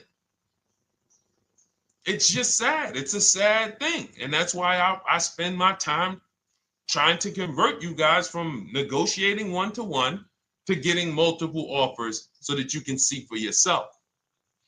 All right. Thank you, Julie, name Richardson. Thank you for sharing. XP got the number 2 gifted badge. Forgive me because I don't really know what that means, but I just know that's what it's saying. So I appreciate it. Thank you, Corey22. Sherry Baker, thank you so much. Number 1 gifted badge. All right, let's go to some more questions. We got some more questions. Dolan, I'm sure you got a lot of them.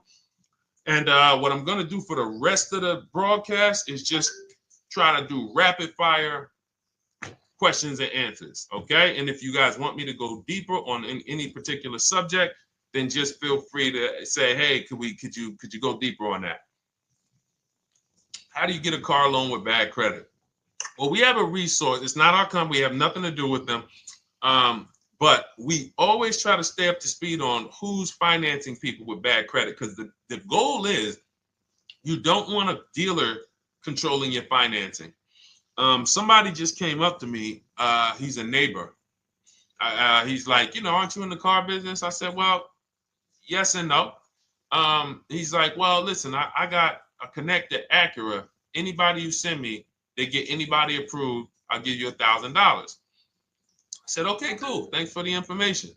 For them to give me $1,000 just for sending the customer, and he's also a middleman, he's not a salesman, how much money are they making on the customers? If they're going to give me $1,000 just for sending someone with bad credit to them, how much are they making on the deal? Arms Reach, congratulations. Just got my book. You use it when, please send me your email testimonial. Well, as you use it, just as you do your equity assessment, everything, email me. Congratulations. How much are they making? We can imagine, right? If they're giving me $1,000 just for bringing them the customer. So this is what happens when you let the dealership control the loan. Because why do we separate? All right, I'm going to break something down I call the 3 pillars of great car deals. Three pillars. You can't get a great car deal without maximizing each pillar. And some of y'all that have been with us for 3 years, y'all already know the 3 pillars. First, who you buy your car from. Second, who you get your loan from.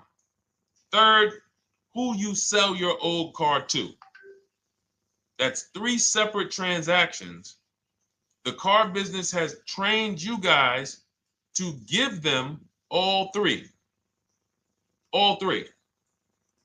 The car business has trained you guys to give them 3 transactions. Anytime you purchase the car, who's done this? Be honest. Purchased the car from a dealership, sold them your old car, in which case you call it a trade, and they got you your loan. Who's done this? 3 transactions in one. Why do we know these are 3 transactions? One, there's competition. People want to buy your car. It's okay, Corey. That's that. Thank you for being honest. That's how we change. The reason why we know that these are 3 transactions, because there's people who want to compete in every one of them. There are people who want to buy your car. That's why step 2 in our book, we never trade. We get offers from CarMax, Driveway, Carvana, AutoNation, Car Gurus, Kelly's Blue Book Instant Cash Offer. It's a bid. We just had someone sell their lease. Miss Hickman, she sold her lease, made $4,700 selling her lease. CarMax won the bid. Drove the car for 3 years, had equity. She dropped her lease off. They gave her $4,700. Won the bid. That's one pillar. Second, who I'm going to get my loan from if I'm getting a loan. Those of you who are paying cash or leasing, this is not a pillar. But we need to bid out our loan. We had a great talk yesterday on our show yesterday where I asked, who do you guys get your loans from? Most people said the bank, the credit union, the dealership. One person said the right answer, whoever gives me the best APR.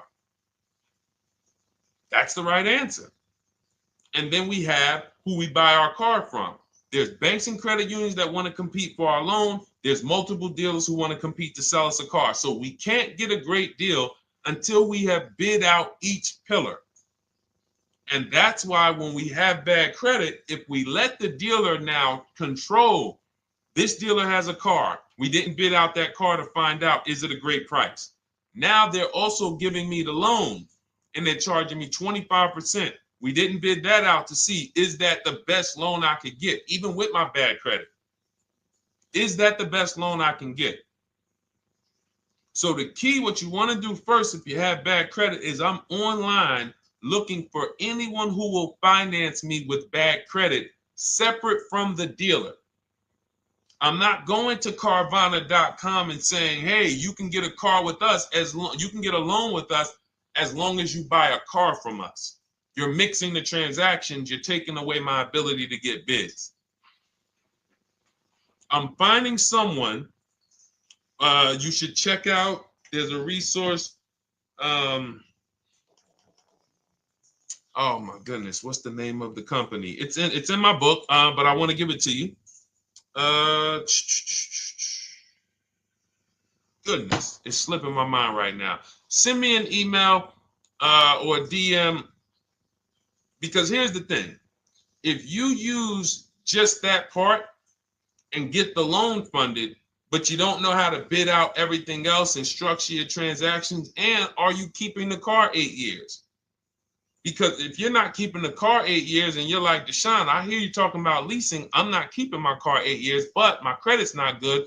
The only purpose, if you telling me that I could be driving brand new cars for cents on the dollar, but I don't qualify right now, this car that I'm going to get is to set me up. So I'm not going to get a $30,000 car. I'm going to get me a $12,000 car, $10,000 car, the cheapest car I can get a loan on, so I can establish a payment history. And once I establish a 2-year payment history, yeah, I'm going to drive a car less than what I could drive. I got the money. I could afford more than this. But you're not setting yourself up for the right transaction. You should be setting yourself up and saying, all right, I'm going to sacrifice with this car, drive something that I know this is not my ideal car, but I'm going to build 2 years of payment history. So when I go and I swap into my lease in 2 years, I'm out with a brand new car. I'm paying cents on the dollar, and I won. But it was a plan. It was a long-term plan. This is the second most expensive purchase of your life. You can win every single time, or you can lose and set yourself and your family back 5 to 10 grand each car or more. Every time you get a car, it's 5 to 10 grand more you're coming out of your family's bank account than what could have. Then you got the car breaking down. Now you got tow trucks, all because you don't have an actual plan you're rolling out. And that's what I see a lot of people do with bad credit. Oh man, I got bad credit. I'm just going to go and get me something. I could afford $600 a month. And they go and buy the most expensive car. But because 25% interest is on the loan, they're not getting the most car for their money. Now, 3 years down the road, they're going to pay the high payment, still have negative equity because the interest is so high, and then they go and swap and do it again. And because the payment's so high and the car is older, because they want something fancy, but they really can't get that because, again, the interest is high. That's eating into their budget. Now, they're going 3 years down the road. They missed 3 payments. They were late 3 times, so they're no closer to leasing. Credit's still bad. This is disaster. So if you're a long-term person, I break it down for you guys into two groups of people: long-term, short-term. Long-term high mileage driver, short-term high mileage driver, different plan. Long-term bad credit person, short-term bad credit person, different plan. If I'm a long-term person with bad credit, here's what I'm doing: finding the absolute best car I could find, getting bids, either new cars or used cars. We got the strategies for both. You can use the marketplaces, cars.com, Car Auto Trader. We got a whole strategy for how we find used cars, but you find that car, you pay your loan of 20%, 19%, 18%, if that's the best you can get. Because here's what you're going to do. In 2 years, you're not swapping into a lease. In 2 years, you've established a payment history, you fixed your credit, and now what are we going to do? You got a quality car. You're not thinking about trading it. You're not thinking about replacing it. You're like, man, this is my car. It's a great car. I'm just paying daggone 20% interest. What do I do now after 2 years? Now that my credit is good because I got a quality car, dependable car, I focused on fixing my credit over 2 years. What am I going to do after 2 years? Anybody?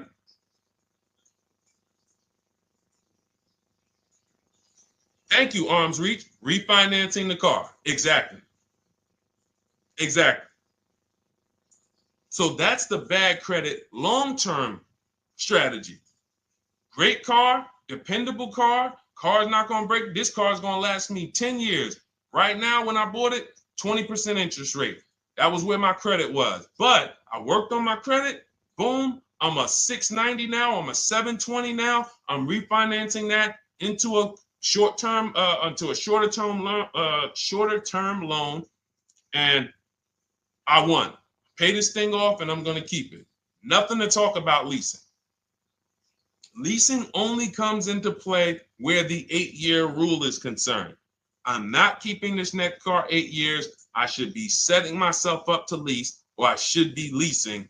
That's how I'm going to save the most money, keep the most money in my bank account, have the best car. Not even close. Not even close. All the wins for the purchasers are after 8 years. People who are like, man, Deshone, I got a car, man. I had this thing 12 years, man. It's been paid off for 6 years. I ain't had a payment. I love it. Long-term purchaser. You won. You won. Who's in that situation? Who has a car outside that they've had for more than a decade? Paid off. You can give it to your son. You can give it to your daughter. It's an extra car. That's purchasing. That's the wins. That's what we call the reward stage of purchasing. But you got to get there. All right. All right. Let's go. A lot more questions. We got probably another 20 minutes. We'll stay on. So let's keep it moving. But again, Lend Buzz. That's the company. Lend, LEND, BUZZ. They started, I started seeing them about 18 months, 2 years ago, and they were loaning to people with, international students, people who didn't have credit. You want to try to find a place that will fund you independent of the dealership. That is what your goal is at all times. Independent of the dealership. Here, you qualify based on your income and your credit. You qualify for $18,000. Go find a car now. That is what you want. You don't want people mixing the bank loan with the car and two pillars that they are controlling. We're controlling the price of this car. We're controlling your interest rate. We don't want that. Yep, exactly, Cindy. For those who just joined, this is our Tuesday, May 6th live. We do these lives Monday through Thursday at 12 noon, so you can tell your friends, family. We wanted to now come up with a constant and consistent time where I can meet with you guys. If you don't have, if you can't stay the whole broadcast, we will replay these throughout the day because sometimes people got to jet back to work. They're watching us on the lunch break. You can catch up on the whole rest of the show throughout the day, all the way up until tomorrow, and then over the weekend, we'll play a whole compilation of all the shows for people who really want to dig in and hear all the questions that we answered throughout the week on, Monday through Thursday. But if you want to join us live, set your calendar, set an alarm, meet us on any channel. We're on TikTok, Instagram, Facebook, and YouTube on the Deshone the Auto Advisor channels, 12 noon, Monday through Thursday. All right. Let's go. Next question, Dolan. All right. What are your thoughts on purchasing used versus new? It's a great question, Kathy. For me, it's a matter of budget and values. It's only a matter of values if you can afford both. So if you can get everything you want in a new car for your budget, everything you want, everything that you need, and you can afford it in a new car, you have the option to choose both. So it becomes a matter of values. In my book, I teach, are you a person who's like, I want to reward myself. I only get a new car every decade. I'm going to keep this thing 10 years. I want the latest and greatest. Therefore, I'm going to shop and get the best offer, get me a below market purchase. Because y'all notice I always put in a caveat of a below market purchase, below market lease. That's all we're talking about here with Cars from Home. That's all we're talking about. You need to, every purchase you make or lease you get, you want it to be a below market lease or purchase. So now, if I could afford both, is it I'm going to reward myself with a new vehicle, or do I have these other values where I actually want to knock 20 to 30 to 40% off the price to get even more for my money? So that's really up to you if you can afford both. There's no right or wrong there. It's a matter of, like I said, the values. Now, some of you once you look at your budget, I have a tool in my book and in our video checklist, the coaching program called the Perfect Budget Calculator. We invented this, so it's not on Google. You'll hear a lot of the stuff, almost nothing we teach. You're like, if you ever go to look for it, the 8-year rule. No one talks about it. We created it. This is our intellectual property that we created to teach you guys to create these boundaries, the rule of 72 and the 10th birthday, 1.5% rule for overpaying for leases. These are all things that are absolutely proprietary to Cars from Home. But one of them is this Perfect Budget Calculator. Sometimes when we're factoring budgets with most calculators, they don't include fees that we know dealers have. And I'm talking about legitimate fees, tax, documentation fee, motor vehicles. So we're putting our budgets together, but we always get caught out there. Who's had that happen? You got it all figured out. You get to the dealership, you bought the car, and they're like, well, what are you going to do with the fees? Because you got $3,000 in taxes and fees. And you're like, whoa, where'd that come from? Sometimes they're lying and sometimes it's legit. But none of these calculators factor in the fees and everything like that. So we created this Perfect Budget Calculator that does. But here's the thing. Once you find out what your budget is, even if you're budgeting with a normal calculator, just add a couple thousand to account for the taxes and the fees. But you might see, I can't get everything I want in a new car for this budget. Everything I need, I can't get for this $24,000, in which case I need to go and look for a pre-owned one. So that's why I said, in reference to your question, Kathy, what are my thoughts on purchasing used versus new? It's a matter of values and budget. Budget first, because budget will determine if you can afford both and get what you want. But if you can afford both and get what you want, then it's a matter of values. Okay?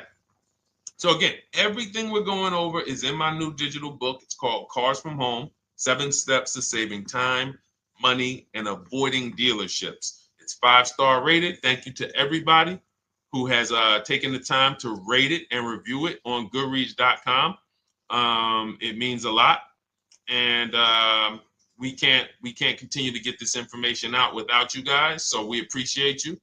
And you can get your copy instead of $97, you can get your copy for $24 as part of our welcome offer. So that's 75% off. If you go to my link in my TikTok bio, Instagram bio, the YouTube comments, and the Facebook comments, we have a link there for you guys.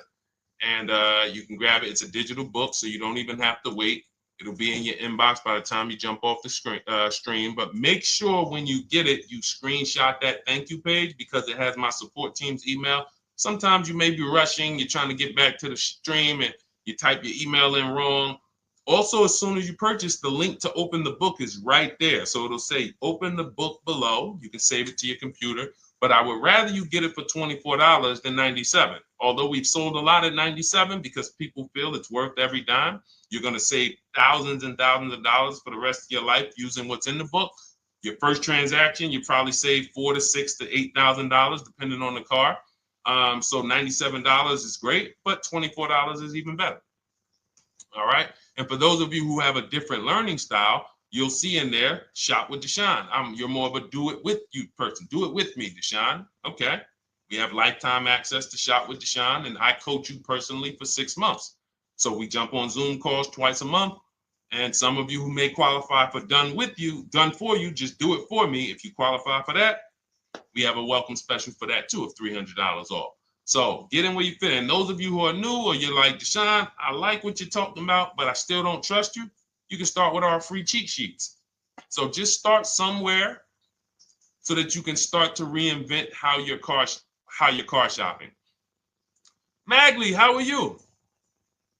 Oh man, of course I remember you. Following for years. You actually were following me from the time God blew me up on TikTok. That was 2021. So I absolutely remember you and I appreciate you. And yes, it's so good to see you. Absolutely. Absolutely good to see you. All right, Dolan, we got a couple more questions. We got time for a couple more. Let's try to go as fast as possible. The discount for the book is not working. It says time ran out. It's 30 minutes. I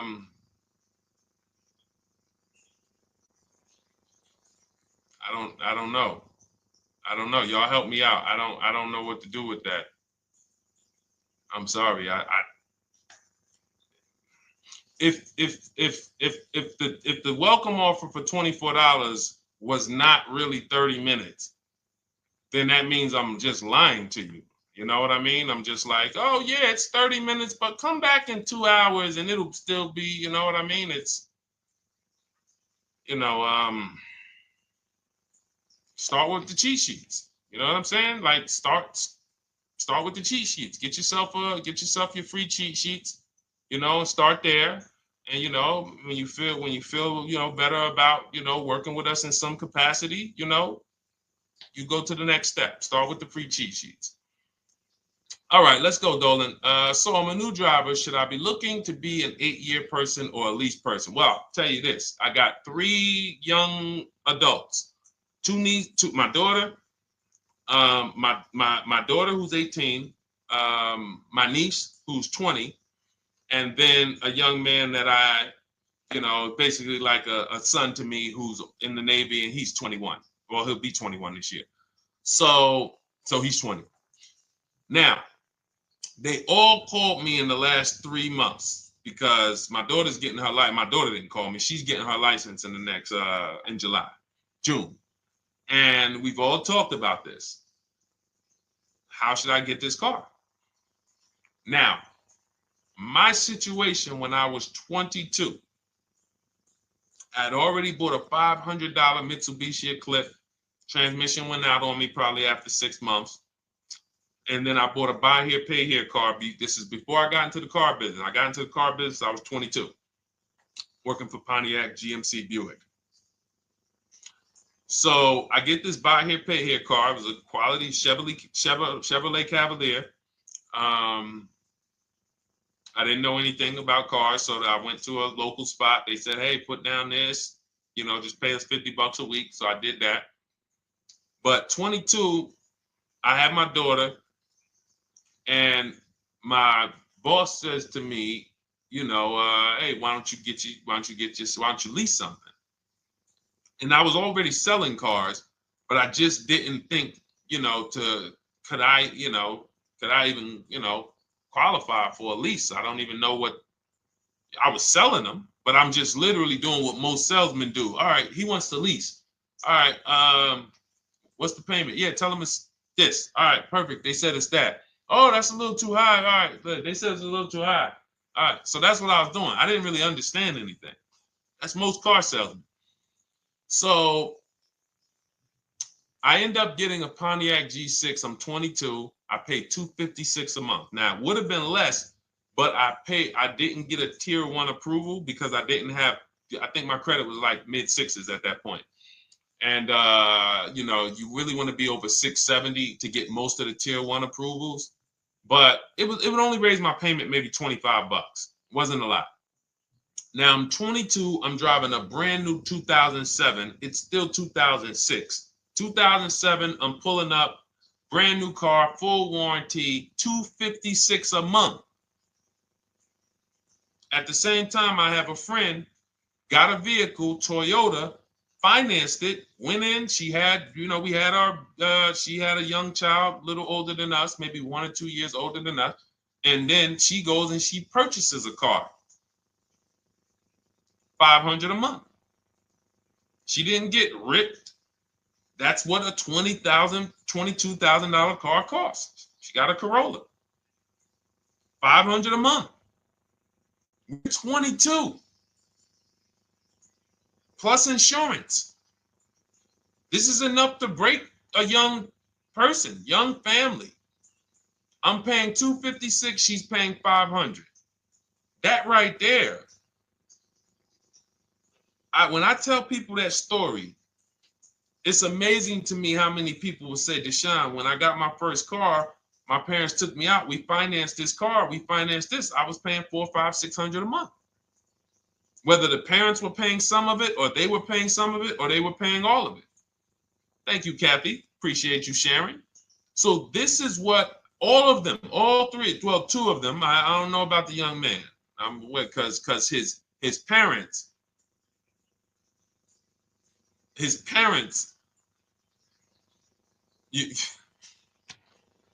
I'm not going to override your parents. And if your parents tell you that they think you should buy a used car or buy a good, then okay.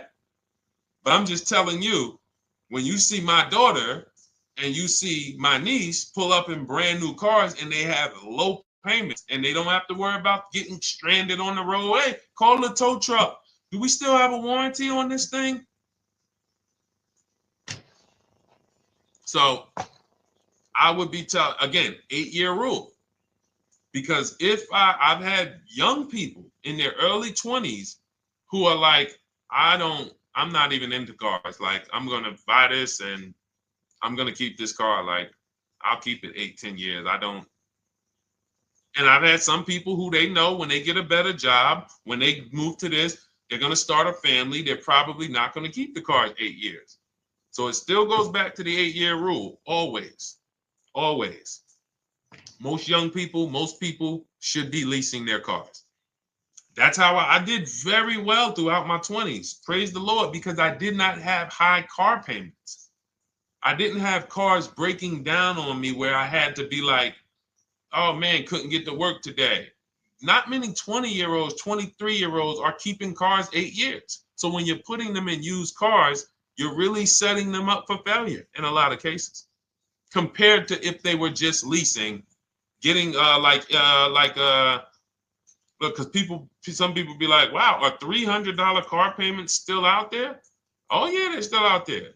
Just you just are shopping for the right car. I know India had her look, Rosalie, she's in our Done With You video checklist and coaching program, like Cars from Home. She's, this is our Facebook group she's commenting from. 3 vehicles she got, all for her sons, all of them. A Nissan Rogue, $399 a month. That's a $36,600 car. She got a Mazda CX-30.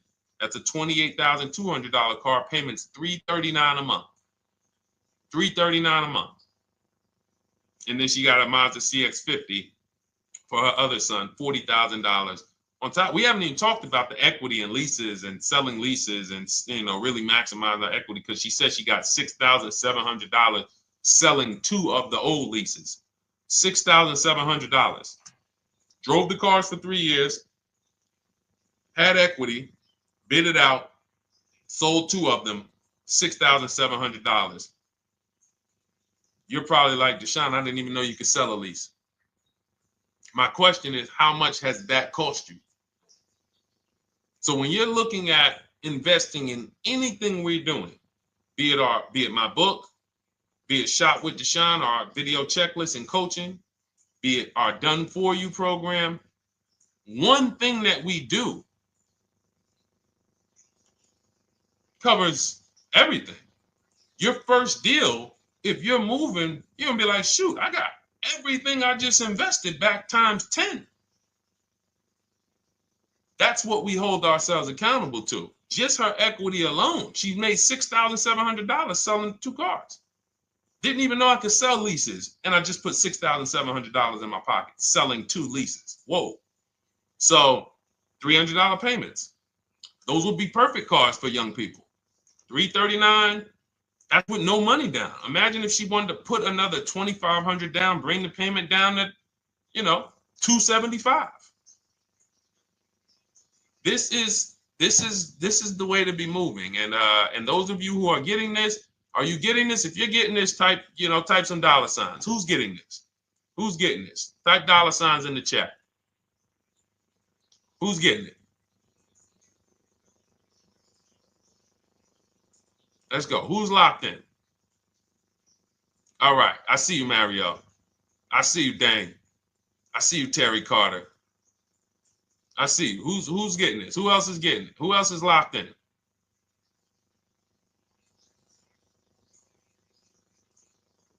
A lot of y'all on here. Listen. I see you, DJ and Nice. I see you, Arms Reach.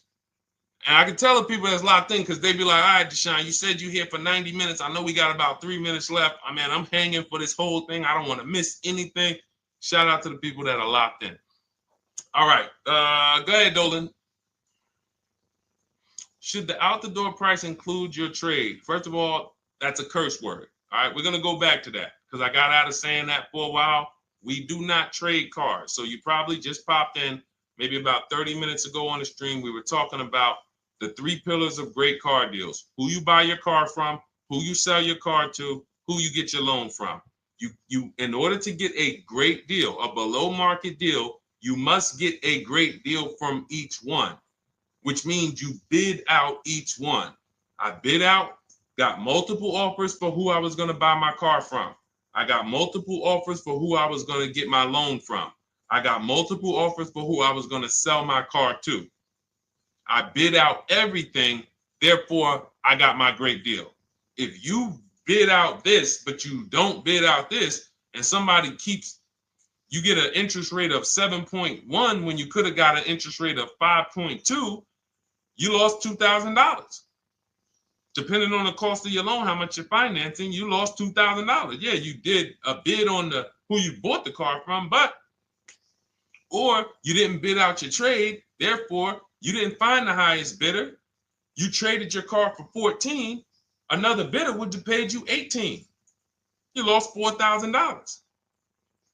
So you got to bid out everything. That's why we do not trade. The only people that have to trade are people with a lot of negative equity who can't pay off the difference.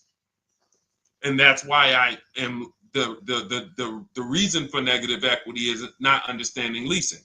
You buy your cars, take out loans, switch the car. Negative equity.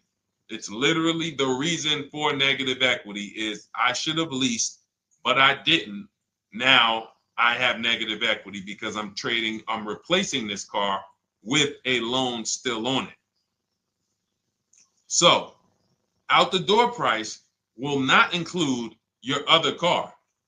And if I was trading a car, then yes, the out the door price would include the trade. But because we do not trade cars, our out the door prices don't include the trade. Let me show you an example of what our out the door prices look like. So these are some spreadsheets for our Done For You program where we shop for clients. You can see here, this is we shop for a Subaru for this particular client. In this case, look, and you can see the MSRPs for this car is an inexpensive car, $27,000, $26,000. Look at the out the door prices, 29, 30, 30, 29, 29. These are all out the door prices with the taxes and fees. So you can see these dealers are giving either no discount or a little discount. 27 out the door price is 30,000. But look at the winner. Look at the winner. This particular dealer won the bid at this particular time They're not going to win the bid all the time.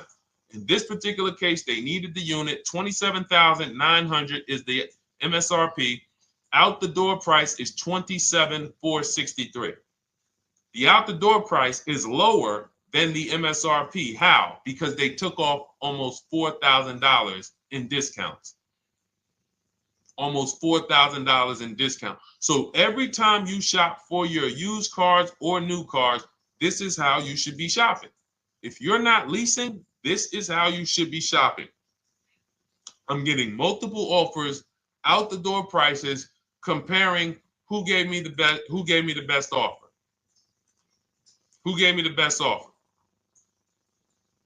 Oh, look, Daniel Thompson said, D, I'm bidding out to sell my car and got a $4,000 swing from the lowest to the highest bid.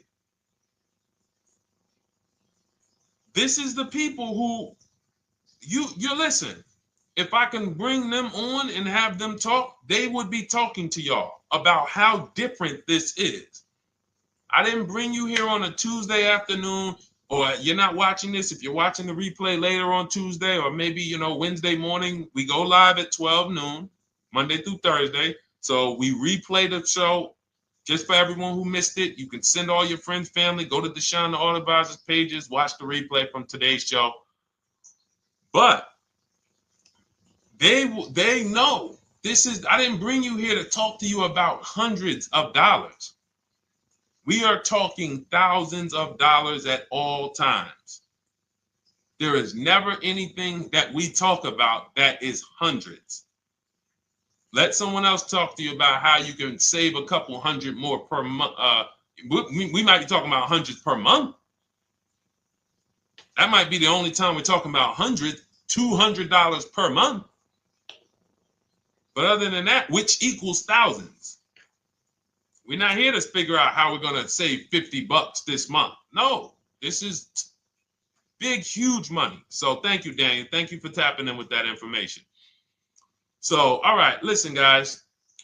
Everything we teach is in a step-by-step format, because when it's not step-by-step, you'll get overwhelmed. When it's step-by-step, you can challenge yourself to stay right on this step, check it off, move to the next step. Check it off, move to the next step. Step 7 in our Cars from Home process is delivery. Step 6 is paperwork. Step 1 is the most important question, which is the 8-year rule. It's literally called the most important question. 8-year rule. How many years are you keeping the next car? Step 2 is the equity assessment. That's why you heard Wendell in his book testimonial. He said, I just completed the equity assessment and we got 30% more than the book value. Bidding it out. He said, I'm about to move to the next step. So everything we teach is step. Step 3 is deal structure, where we budget and we see, all right, how much car can we afford? What does a good deal look like? Step 4, we go shopping, which is choosing what we want. Shopping, looking, doing. We're not buying it. We're shopping the market. We're test driving. We are literally choosing what we want. Shopping, enjoying shopping. Step 5 is multiple offers. That's when we're in talking to dealers online, getting offers, getting bids. Step 6 is paperwork and protection to make sure that the offer we got is legit. We tied it up. Paperwork is right. We go over extended warranties, tire and wheel, maintenance plans. Do we need them? Key protection. Do we need any of this stuff? And step 7 is delivery. It is a step-by-step path. That is how people win. They're not coming into some college to learn how to be a car salesman or to learn everything I know. No, it's a path. So if you want the blueprint in book form, that's my digital book, Cars from Home, 7 Steps of Saving Time, Money, and Avoiding Dealerships. Normally $97, part of our 30-minute welcome offer. You can get yours for $24 in my TikTok bio, Instagram bio, the YouTube comments, and the Facebook comments. Click those links and then click the special $24 welcome offer. It's good for 30 minutes. And you'll save 75%. If for those of you who are like, Deshone, what about that video checklist? That is our Shop Done With You program. Cars from Home, Done With You. You get lifetime access to everything we teach, all our below market videos, and it's short videos. I want you guys getting cars in 90 minutes. 90 minutes. Not shopping. The shopping might take you longer. Deciding what you want, you might be doing that for 2 months. But once you decide what you want, I want you to be able to get below market deals in 90 minutes. That's how I do it. We're not hours and hours to get these car deals. Some of these deals we make in literally 45 minutes over a 3-day period. So that is how we do it. And you'll have access to our coaching program. We do Zoom calls twice a month, first and third Wednesday. And you have a Facebook group with 1,600 people in it that have come before you in the last 3 years. And then for those of you who qualify for shop with done for me, just do it for me, Deshone. New cars, new cars and leases only. Credit score has to be over 670 FICO. Book a call with our team. Let's see if we can help you. All of those have welcome specials. The book is 75% off welcome special. Shop with Deshone is $200 off welcome special for 48 hours. And done for you is $300 off for 72 hours. All welcome specials for people to say, all right, I'm taking action. I'm going to take advantage of a lower investment for taking action immediately. And for those of you who you're still new here, you're like, Deshone, I like the information, but I need to get, can I get some free advice first? Let me test out some free advice. You can, of course, go download our cheat sheets, and that's there as well. All of that is in the Cars from Home Toolkit. So always a pleasure. We will be back tomorrow, 12 noon. Please mark your calendars, tell your friends, bring a friend, and we'll continue to, we'll continue to do what we do and try to make sure you guys have everything you need to win every car you get. I want you sending pictures with the numbers. You know you've done it right when every car you get, you have pictures with the numbers. You know people who purchase cars all the time, all post their pictures. Hey, had to upgrade.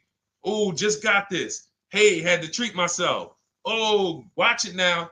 But you never see the numbers because they really are not confident in the numbers. They don't want to talk about the numbers.